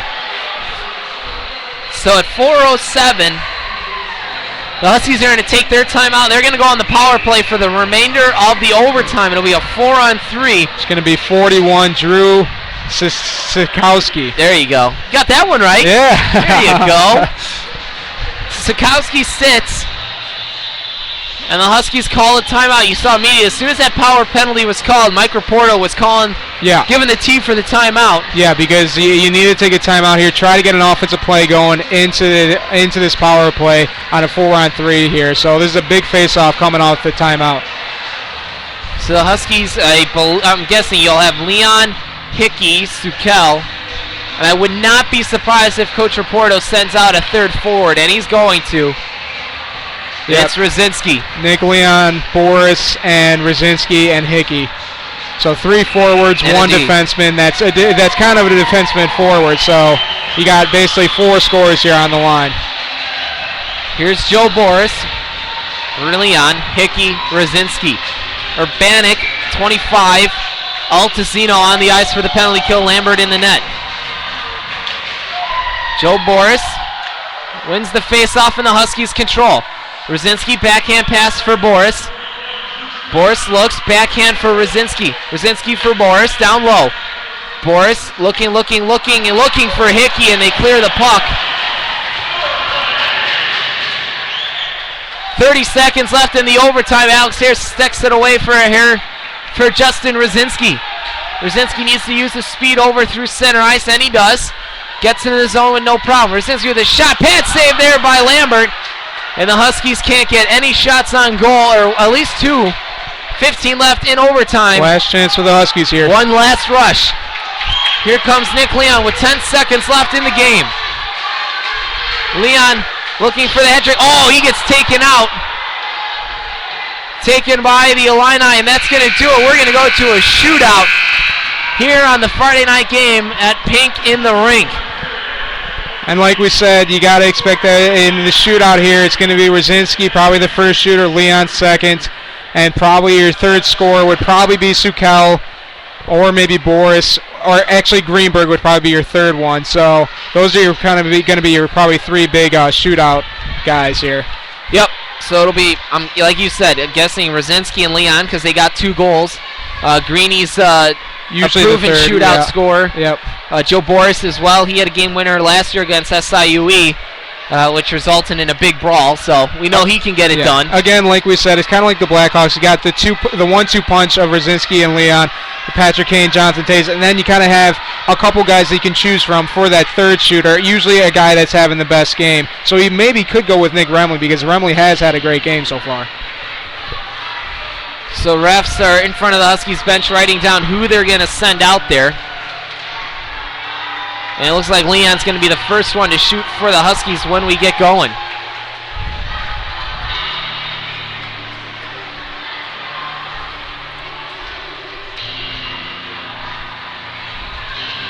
So again, goals for the Huskies, 2 by Leon, 1 by Rosinski. For the Illini, Danny Hendrickson, John Walton, and Chris Urbanik on the power play in the second period. The Huskies were tied after 1 at 1 goal apiece, down 3-2 after the second, tied it at 3 apiece in the third, no score in the overtime.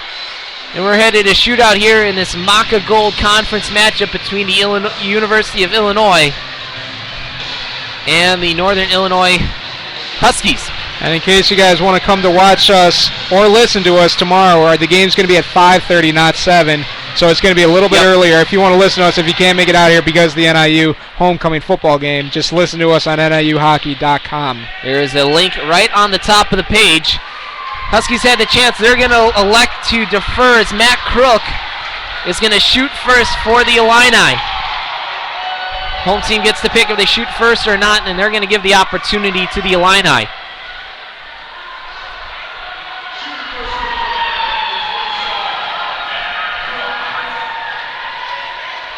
Matt Crook getting ready. Here's the call. Matt Crook picks up this puck at center ice. Straight away on Alex Hare. Dipsy-doo shoots, scores.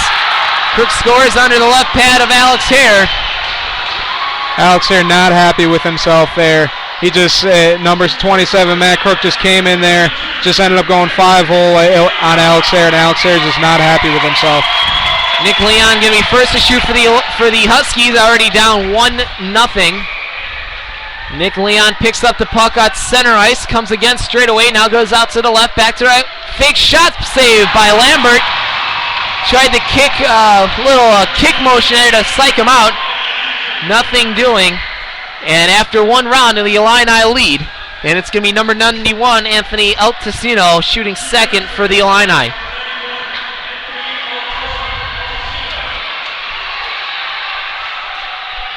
This is going to be a big shot right here for Alex Ayre. He's got to make this save.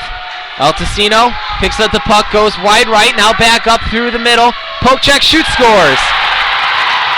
Altesino goes roof on Alex Ayre, and the Huskies need a goal here to keep this alive. Yeah, you saw Alex Ayre was just trying to go for the poke check there. He just missed it, and he ended up going backhand. Anthony Altesino just went backhand on him over his blocker side. So Sukel is going to be the second shooter for the Huskies. He comes up over the Chelios logo, fake shoots, and a pad save by Lambert. And the Illini come into the Huskies' den and hand the Huskies their first home loss of the season.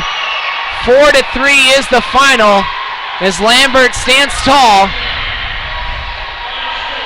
and give the Illini a 4-3 win.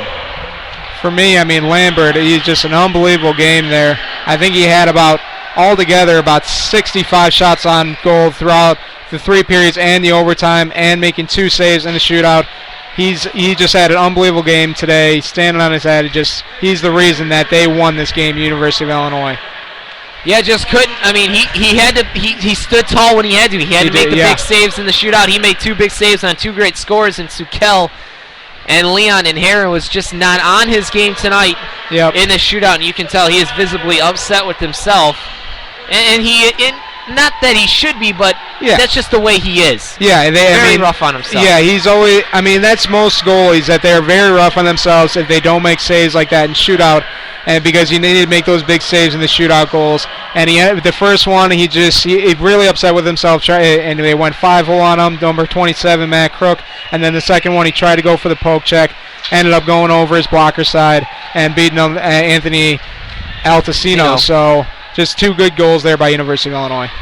Well, we're going to take our first commercial break here in the post-game show. Hopefully we'll get a word with assistant coach Mike Raporto. If not, I will make sure we interview him and Coach Ronaldo tomorrow before the game to get his thoughts on tonight and his thoughts on tomorrow's game. So we'll take our first break. Coming up on the post-game show, we'll wrap up everything here from Geneva as the Huskies again lose 4-3 in the shootout to the University of Illinois. You're listening to Huskies Hockey on the NIU Huskies Hockey Radio Network.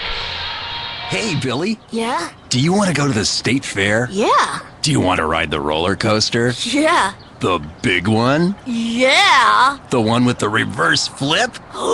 Yeah. Well, you can't. Huh? You see, Billy, when you throw away money on wasted electricity, you throw away everything you could have done with it, including going to the state fair. Oh, man. Cheer up. This year, your parents will make it right. They're going to visit EnergySavers.gov, where they'll get tips on how to save energy and money.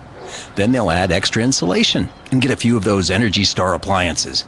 They could save hundreds of dollars a year. And you know what, Billy? What? They'll take you to the state fair next year. But I want to go this year. I know you do, Billy. I know you do. Saving energy saves you money. Learn more at EnergySavers.gov. Brought to you by the U.S. Department of Energy and the Ad Council. Have you always wanted to be on radio or television? Don't lie to yourself, of course you have. That means that you need to come to the Illinois Center for Broadcasting. At ICB, you'll learn everything you need to know. Hands-on training in audio programming, video editing, and much, much more. Financial assistance is available for those who qualify, so you've got no excuse. Go online to beonair.com or call 630-916-1700 for more information. The Illinois Center for Broadcasting, where your career begins. Green light. Hey girl, school zone. I'm getting hungry. Car changing lanes. You want to meet me for pizza? Stop sign. Intersection clear. Yeah, street. Pizza sounds good. Ballin Street? Girlin Street! It's hard to concentrate on 2 things at once, like texting and driving. Stop the text, stop the wrecks. How will you stop texting and driving? Tell us at stoptextstopwrecks.org. Brought to you by the National Highway Traffic Safety Administration and the Ad Council. When I grow up, I want to be a new pair of blue jeans. When I grow up, I want to be a kid's first computer. I want to be a warm place on a cold day. Football I want to be stadium. a bike that races around the country. I want to be a bench on a forest trail. When I grow up, I don't want to be a piece of garbage. And if you recycle me, I won't be. Give your garbage another life. Recycle. Learn how at iwanttoberecycled.org. Brought to you by Keep America Beautiful and the Ad Council.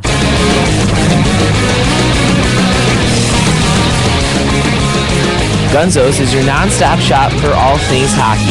Gunzo's carries all major brands such as Bauer, Easton, Reebok, Nike, CCM, and Ward. Gunzo's caters to not only players, but to teams as well, with the ability to take team orders. Gunzo's can customize jerseys, socks, t-shirts, warm-ups, and hockey bags. They have 3 convenient Chicagoland locations in River Forest, Morton Grove, and Chicago. Gunzo's is also the official equipment supplier of the Northern Illinois Huskies. Gunzo's Hockey Headquarters, where you will be treated like a pro. A boy born in Joplin, Missouri was fascinated by anything with wheels and a motor. The odds of him going on to fascinate millions with his talent, 1 in 260,000. The odds of him having 15 career NASCAR victories, 1 in 1.7 million. The odds of a child being diagnosed with autism, 1. When I have an asthma attack, I feel scared. It's kind of like an elephant is on my chest. I feel like I'm choking. Sometimes my parents have to take me to the hospital. You know how to react to their asthma attacks. Here's how to prevent them. Visit www.noattacks.org or call your doctor, because even one attack is one too many. I feel like a fish with no water. Brought to you by the EPA and the Ad Council. Hey, you're sitting around listening to the radio when you could be on it. You think I'm kidding? The Illinois Center for Broadcasting is looking for people just like you to enroll for classes right now. Stop wishing you were on the air and get down to making it happen. At ICB, students are trained by some of the best and brightest professionals in the industry. And not only that, you'll learn the ins and outs of both radio and TV. You'll be ready to take the airwaves by storm. There couldn't be a better time than now to hop on to beonair.com and fill out that application. It only takes a few minutes, and when you're done, you'll have taken the first step to getting on a fast track to your dreams. Once again, that's beonair.com, or you can call 630-916-1700. Classes are filling up fast, though, so you'd better get going. So what are you still doing here? Go now. 630-916-1700 or visit beonair.com. The Illinois Center for Broadcasting, where broadcasting careers begin. Green light. Hey girl. School zone. I'm getting hungry. Car changing lanes. You want to meet me for pizza? Stop sign. Intersection clear. Yeah. Street. Pizza sounds good. Ballin Street? Girlin Street! It's hard to concentrate on 2 things at once, like texting and driving. Stop the text, stop the wrecks. How will you stop texting and driving? Tell us at stoptextstoprex.org. You're listening to the home of Huskies Hockey, the NIU Huskies Hockey, your radio network. It's Thursday night, and you're grabbing drinks with some friends. Started off with a pitcher for the table, which quickly becomes 2. There's pool. And there's the photo booth. All right, everybody squeeze in. Say cheese! Followed naturally by an order of wings. And another. Can we get some extra ranch sauce? Then there's the ceremonial nightcap. So what are we doing this weekend? And lastly, it's back to the car, which, if you're buzzed,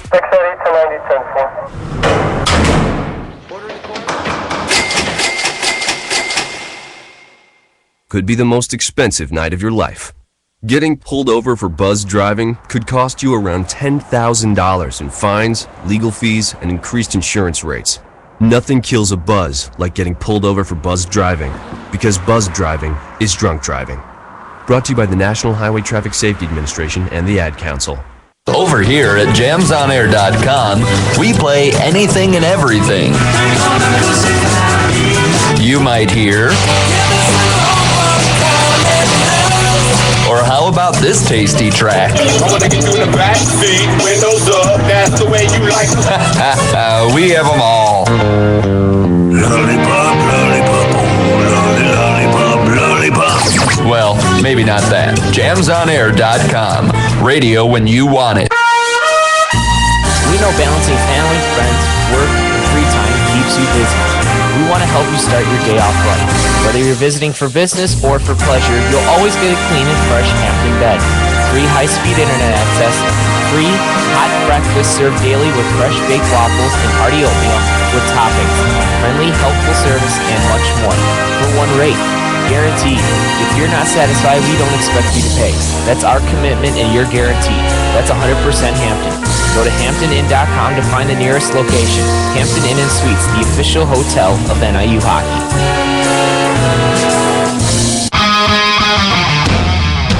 Let's send it back to Stephen and Marcus on the NIU Huskies Hockey Radio Network. And we're back here on the NIU Huskies Hockey Radio Network for the Huskies post-game show here from Fox Valley Ice Arena as the Aurora University and the Iowa Hawkeyes are warming up for a contest here to start in about, 10 or 15 minutes. Yep. Overall thoughts of the game tonight, Duffy? Not like we had anticipated, especially after the start that the Huskies had. Well, I mean, you said that the Huskies had problems with the University of Illinois, even though they beat them both times last year. Both of them were tough games. Again, another tough game here. They had about 65 shots on Lambert, and Lambert just ended up standing on top of his head and just having a great game.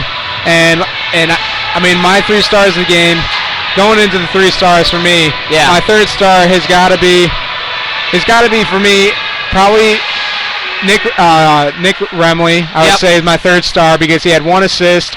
He was just doing everything for them. He played the power play, he played the penalty kill, great penalty kill for him, and he just did all the little things for me. My second star has got to be Nick Leon with 2 goals. Ended up having a great game. Even though he had 2 penalties, he had 2 goals. He's got to be my second star. And my first star has got to be, I know it's the University of Illinois and we're in NIU hockey, but it's got to be Lambert because he had, I think, 62 saves on 65 shots. Unbelievable game for him. Really, and then 2 saves in the shootout, so just a great game for him, and he's got it. Those are my 3 stars. Well, my 3 stars, star number 3, Nick Remley, number 2, Nick Leon with 2 goals, and again, Lambert, you can't talk about how clutch he was in that shootout to stop Sukel and Leon, 2 prime scorers for the Huskies to give the Illini a lead. Unfortunately, we're not being able to talk to Mike Raporto tonight. Hopefully, we'll get him. Try to get him tomorrow in the pregame show when I interview Coach Ronaldo and hopefully Alex Gillespie tomorrow night after the game. So, for Stephen Duffy, Kim Rohn, and Dan Sanchez, I'm Marcus Krosnick saying so long from Fox Valley. Repeating your score, Huskies fall to the University of Illinois 4-3. Back here tomorrow, 5 o'clock, in Game 2 between these two squads. See you later, everybody.